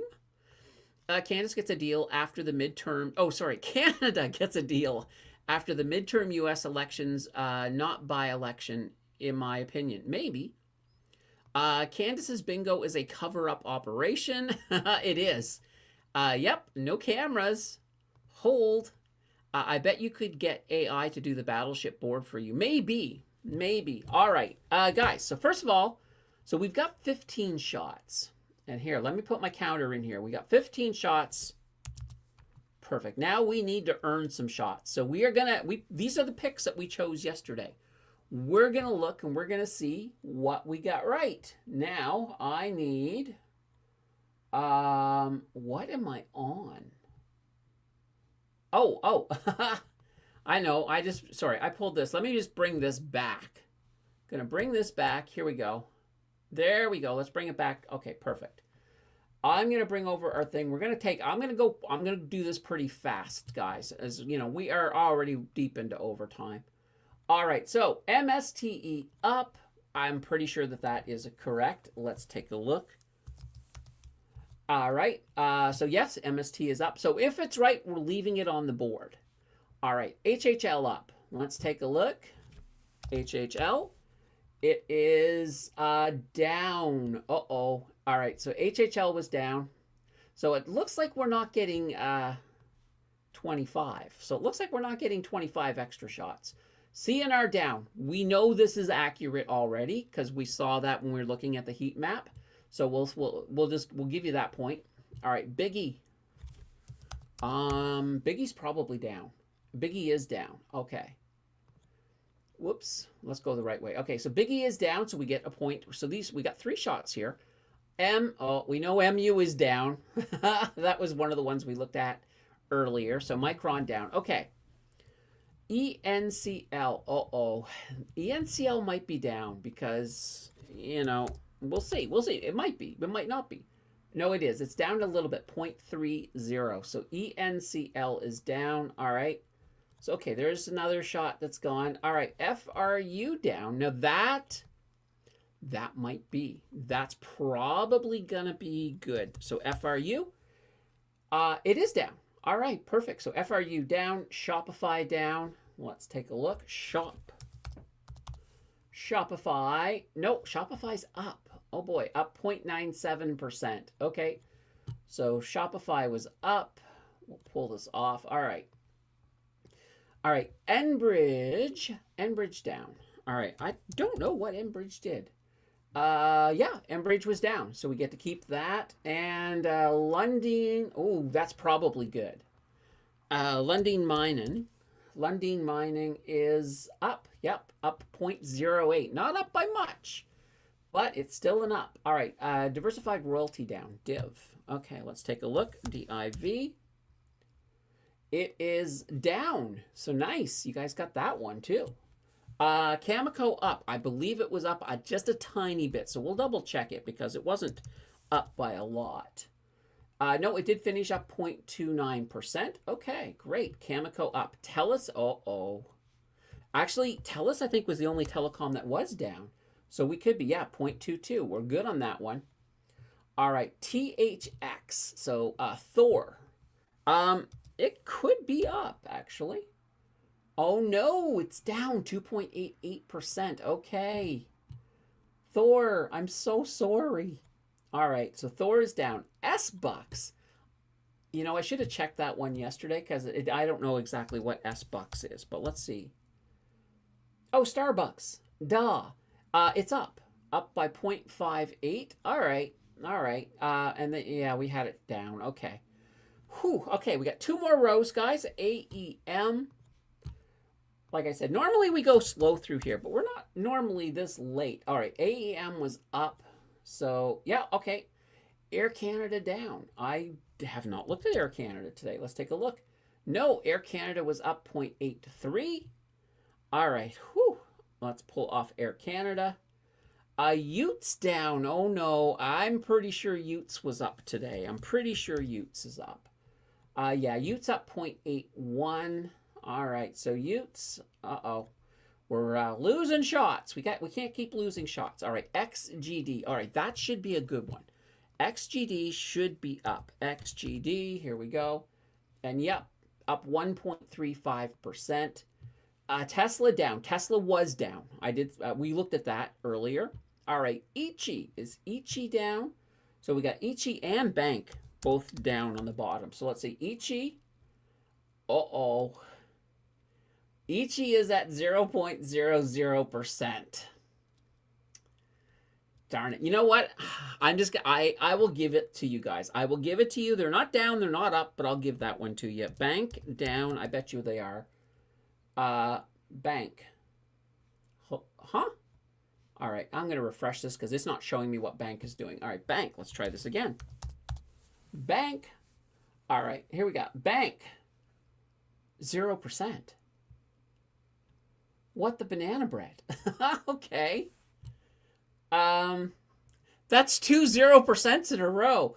All right, let me just go to the next one. I will give you both of those if that's the case. But let's just make sure we don't have an error here. We might have to switch over to a different thing. If Sophie comes in, no, okay, Sophie comes in down 3.54, and that's what you guys guessed. All right, so we got SAP and XEQT. All right, SAP. All right, SAP is down, and that's what you guys picked. And XEQT. Is XEQT down? No, it is up 0.2. All right, so XEQT was wrong. Okay, here we go. So here are the ones that we got. So these two both came in at 0.00. I'm going to give them to you. So we got 1, 2, 3, 4, 5, 6, 7, 8, 9, 10, 11, 12, 13, 14, 15. We got 16 shots. So that gives us a total. We got 31 shots. 31 shots at the board. Okay. How the heck am I going to do this with me being so far behind? It's the fun. It is the fun, guys. I'm just going to say it's fun. All right, first of all, all right, there we go. I'm going to just drag this back a little bit. I should probably change my head position to, let's put it over here. I want you to be able to see the board, though. All right, we'll pull this down here. There, all right, there. You can see the board. Obviously, we got Scott in the way. I'll move his head here in a minute. I want to get through a couple more comments. Oh, where the heck am I? Where the heck? Okay, here we go. All right. Let's see here. All right, there we go. Hold. Okay, oh, here I am. All right, Larry says make a part of her trip to Texas meeting me. Maybe, Larry. Let's say she could get the AI to answer all the chats while she works on the board. No, I don't want to do that. Hire an intern. Hal is my choice. Does it hurt to talk after one of these live streams? No. Holly is my choice. Anne says 2 countries, 1 border, 1 currency, 1 armor, bright future, love the USA and Canada. You see, before all this began, I was in that camp where I thought we should have like an economic union between Canada and the United States. And that would have been a much easier sell for Trump if he had come to us initially saying, hey, what about an economic union? That could have been talked about. Scratch, let's see, I have a friend who is building an OS as a peer-to-peer connection in order to pass C21. Pretty sure he would make the channel games work in his spare time. Ooh, maybe. Nuclear Vessels. Let's see, it's in Almeda. You fly, Sulu. Oh, here and there. Okay. Now, let's see. There's a Thor spot or a Thor top or an Ichi. Hit that. Oh, I caught up.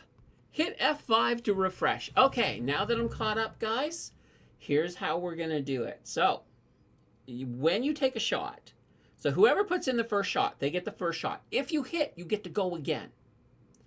If you don't hit, we move to the next person. And we will go until we run out of shots or we have sunk the battleships.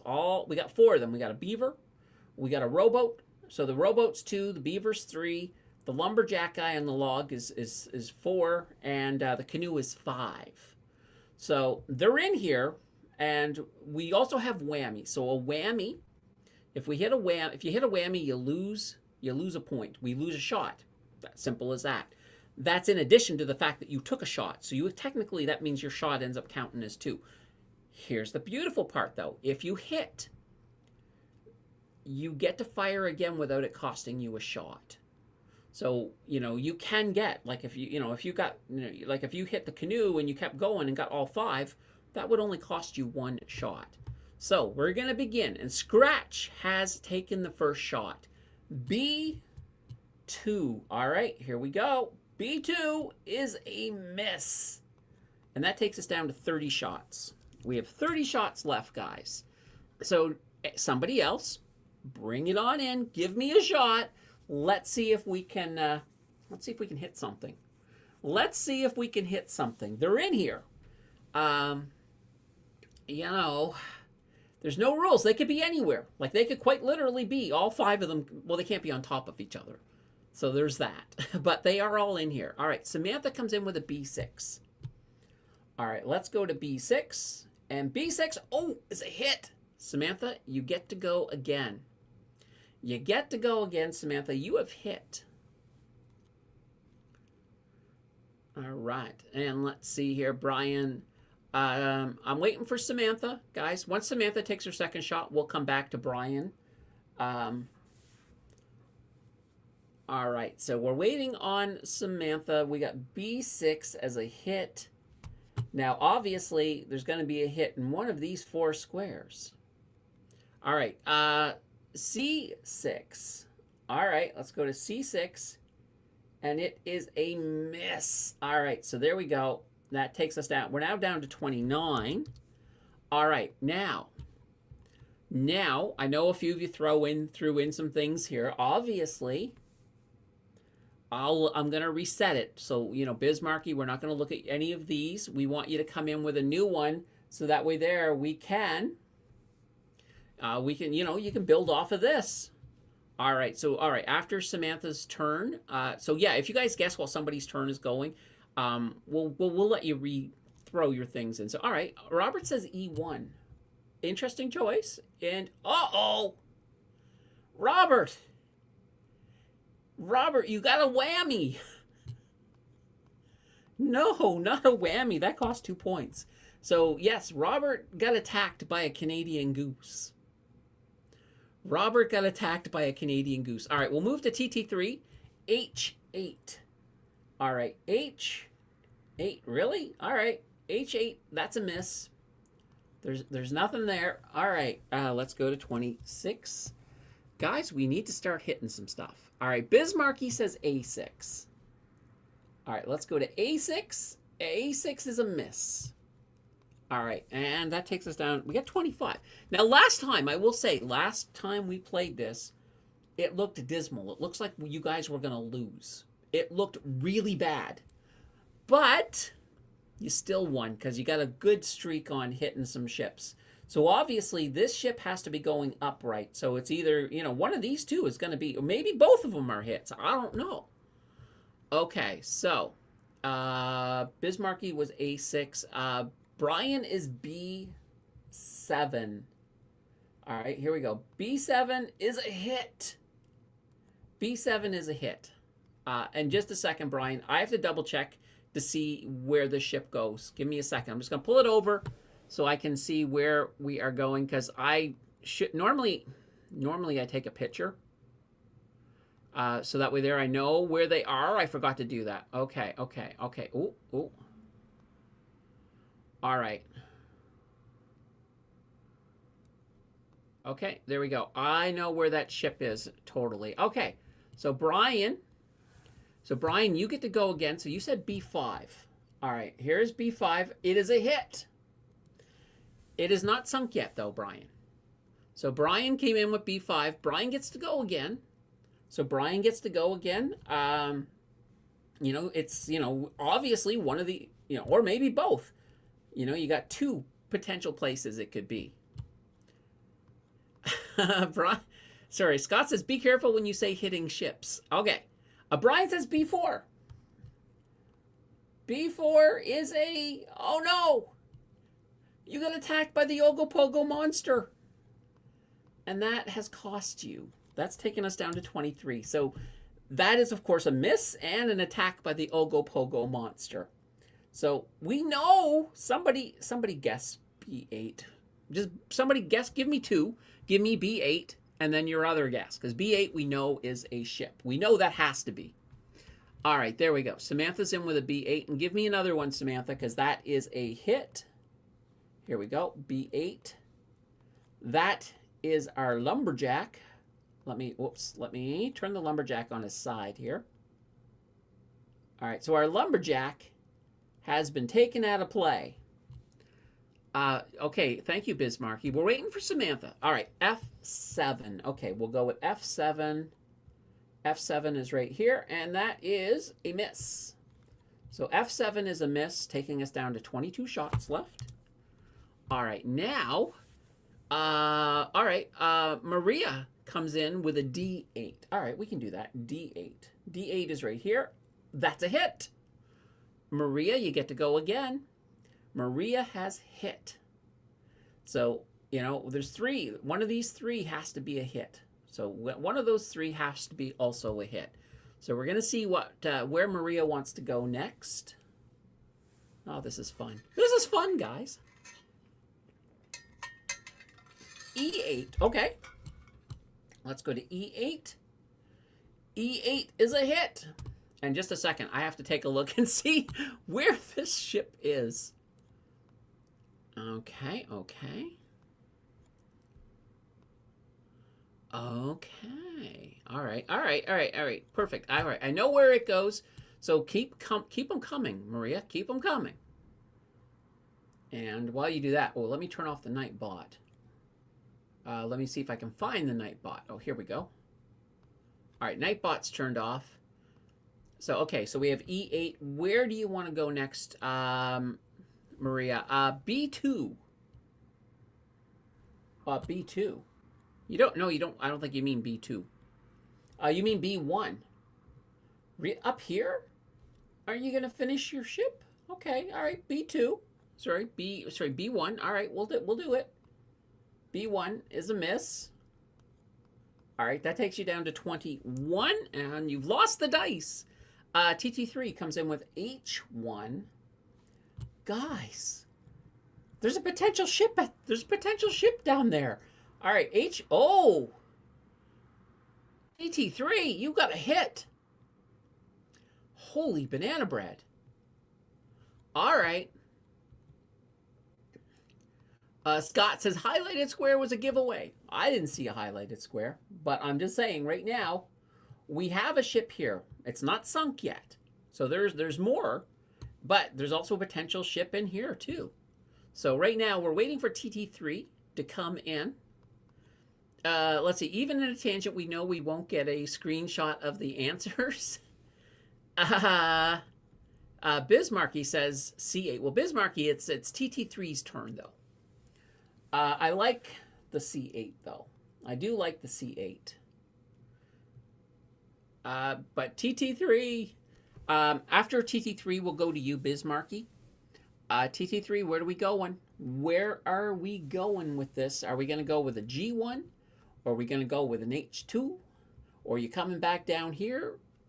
Let me know. Let me know where we're going. We got to be going somewhere.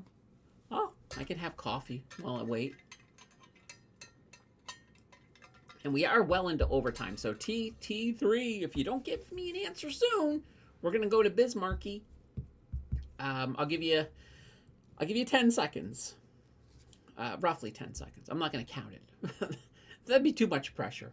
But we'll give you a few more seconds to see if you can get something into me here, TT3. Otherwise, we're going to go to Bismarcky. All right, we're going to go to Bismarcky. All right, Bismarcky says C8. Let's pull up C8, and it is a hit. It is a hit, Bismarcky. Where do you want to go next, Bismarcky?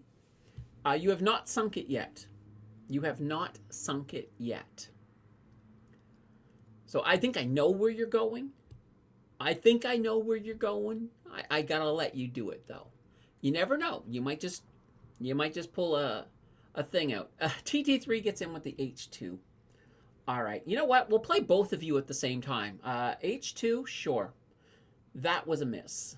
Now your turn is officially over. Yikes. Okay. All right, and that takes away That takes us to 20. Bismarcky. Now we're waiting on you. So which one do you have? Oh, F8. F8 now. F8 is a hit. It is not a sink yet. It is not a sink yet. So Bismarcky, is it going to be G8 for the sink? Is it going to be G8? Give me the G8 and your next guess, Bismarcky. So yeah, give me both. Give me them both. Just put them both in there, because we know where you're going. But about chat H2. We got your H2. Your H2 was empty though. So yeah, this one has to go in this direction. All right, Bismarcky does the G8, and that is a hit and sink. So you have sunk the canoe. All right. I know it barely stretches, but it goes, that's the whole canoe. The canoe is 5. So the pitcher doesn't fully stretch the whole way, but all right, Bismarcky is now coming in with G1. All right, G1. G1 is a hit. Now, just give me a second. I do have to check. I do have to check here because I don't know if this is the, okay, I do know which one this is. That is not a, that's not a sink. That's not a sink. So Bismarcky, it is still yours. I have a feeling that we're going into F1 next because, well, that's the only logical place to go. Scott says, see the G8 being highlighted was a giveaway. All right. G1 says Bismarcky. Okay, G1. Okay, we got that one already. Scratch says, forget this. All right. You know, you guys can still ask questions while we're doing this. That's a thing. Like, you know, we don't have to just have, okay, Bismarcky says F1. F1 is a hit. And that is the beaver. So we got one left. We have a rowboat left to find. You are still in control, Bismarcky, of the board. So fire again. Now, that did take us down to 19. But we got 19 shots left. And we just got to find a little rowboat. It's a 2-square one. So, but it is in here. I don't know where. I can't remember where I put it. But it is in here. It definitely is. Holy banana bread.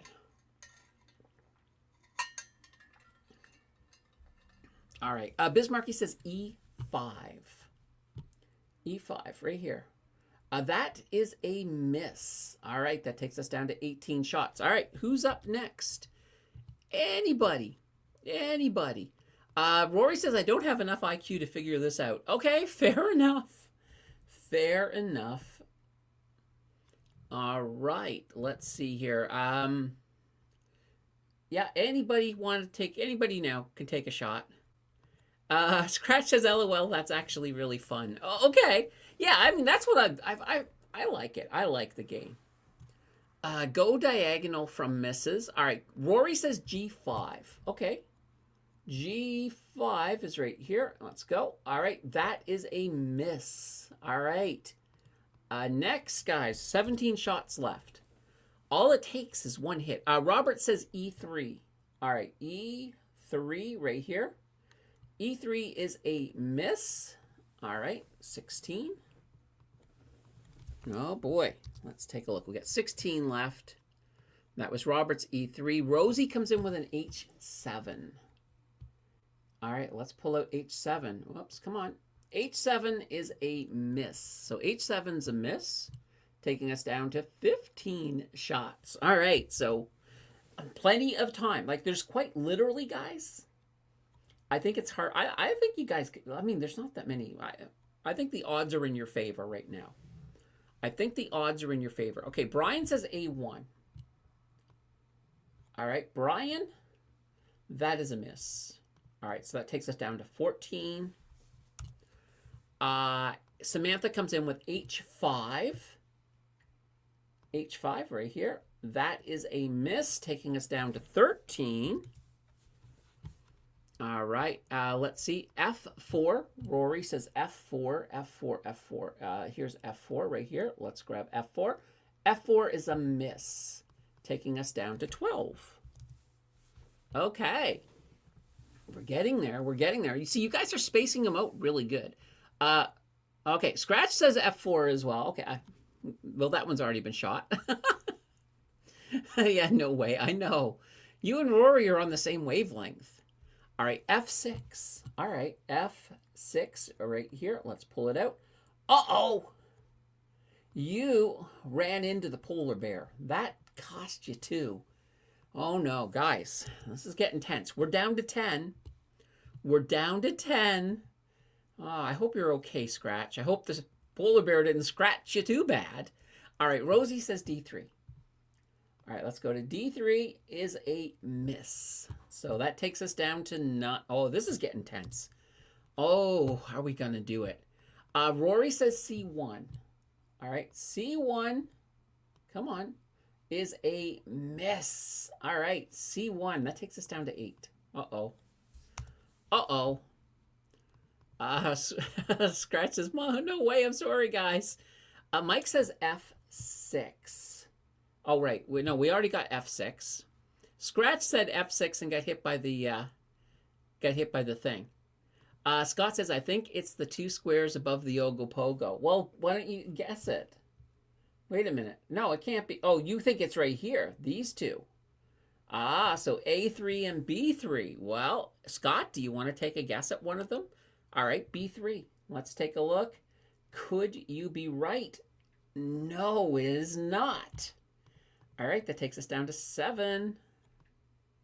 We are at 7 shots left. Ah, boy. 7 shots. Oh, this is good. Whatever you do, guys, don't hit another whammy. Now, 3 whammies have been hit. There's only 2 left. Excuse me. Let's go lateral. Yeah. There's a lot of places where there could be 2 in a row. That's the problem. This is the small one. It's the hardest one to hit. It is absolutely the hardest one to hit. And I will tell you guys right now, I don't know where I put it. D6. All right, here's D6. Let's take a look. Oh, no. You get hit by a bear trap. Oh. All right, that takes us down to 5. Scratch. You're not having a lot of luck. First you get hit by a bear, and then you get caught in the bear trap. Scott says odds are it's line 2 or 7. Or column G. Scratch says, I'm out. No more guessing.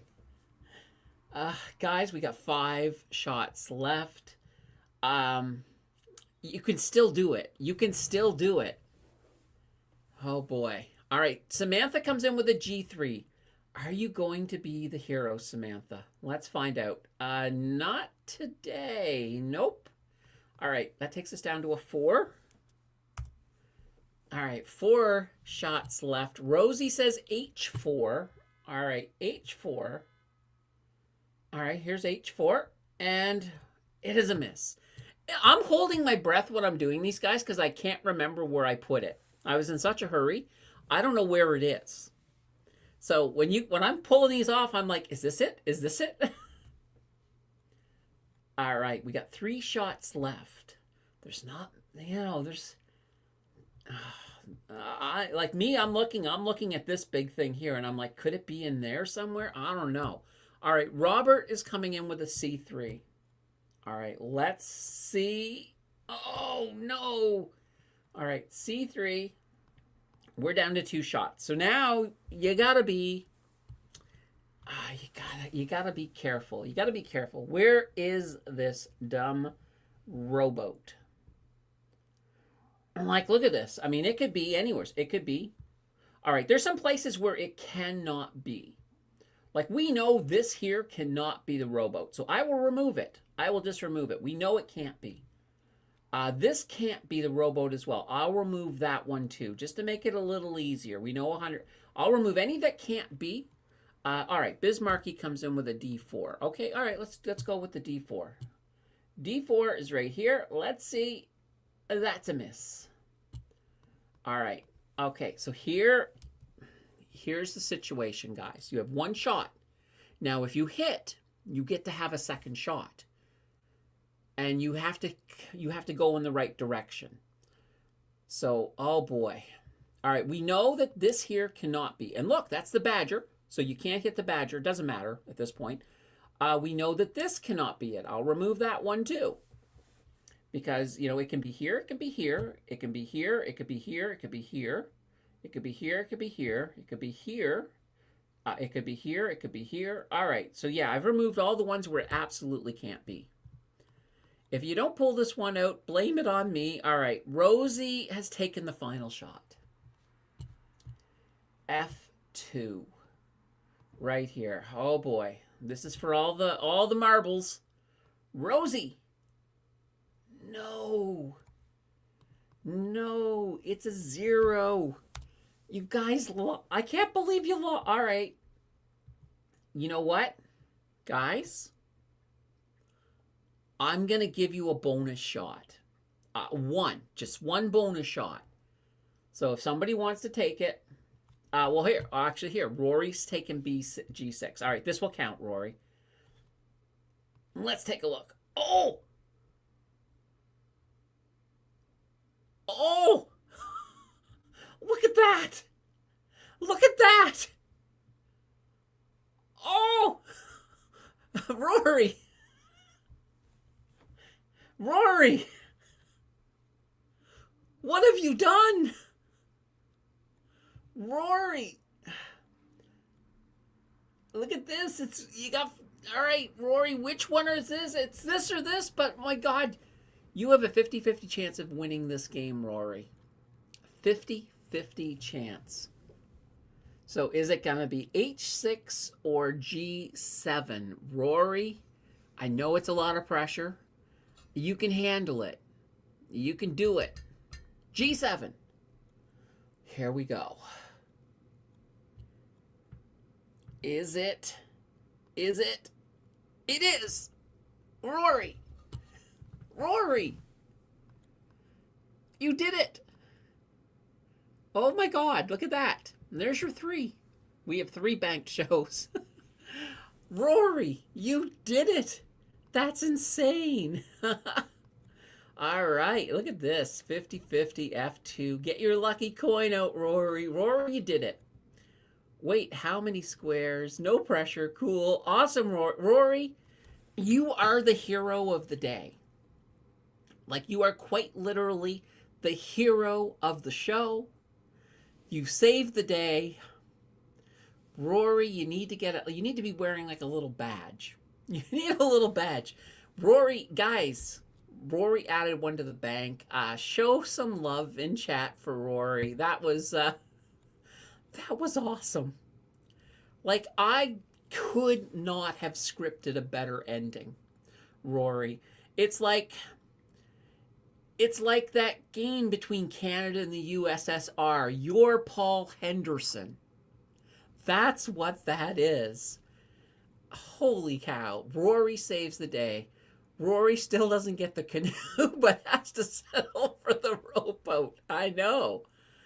Let's see. Goat scored with 0.01 seconds left. Rowboat +1. Fantastic. I can't believe the ending. That was great. That was fantastic. And guys, you guys get an extra half hour. You guys got an extra half hour of show today. So that's pretty cool. But with that being said, and my supper probably being cold downstairs, but it's fine. I had a good time. I enjoyed this. We will be back again tomorrow. And channel members, tomorrow night, we have our channel member live stream. So after hours, that'll be on tomorrow night. I can't wait. Let's see what tomorrow looks like. Until then, guys. Until then, have a fantastic evening. And thank you, Rory, for being so lucky. That was awesome. All right, so, guys, we'll be back tomorrow. Until then, I have 2 words to say on my way out. One of them is bye. The other is also bye. So, bye-bye.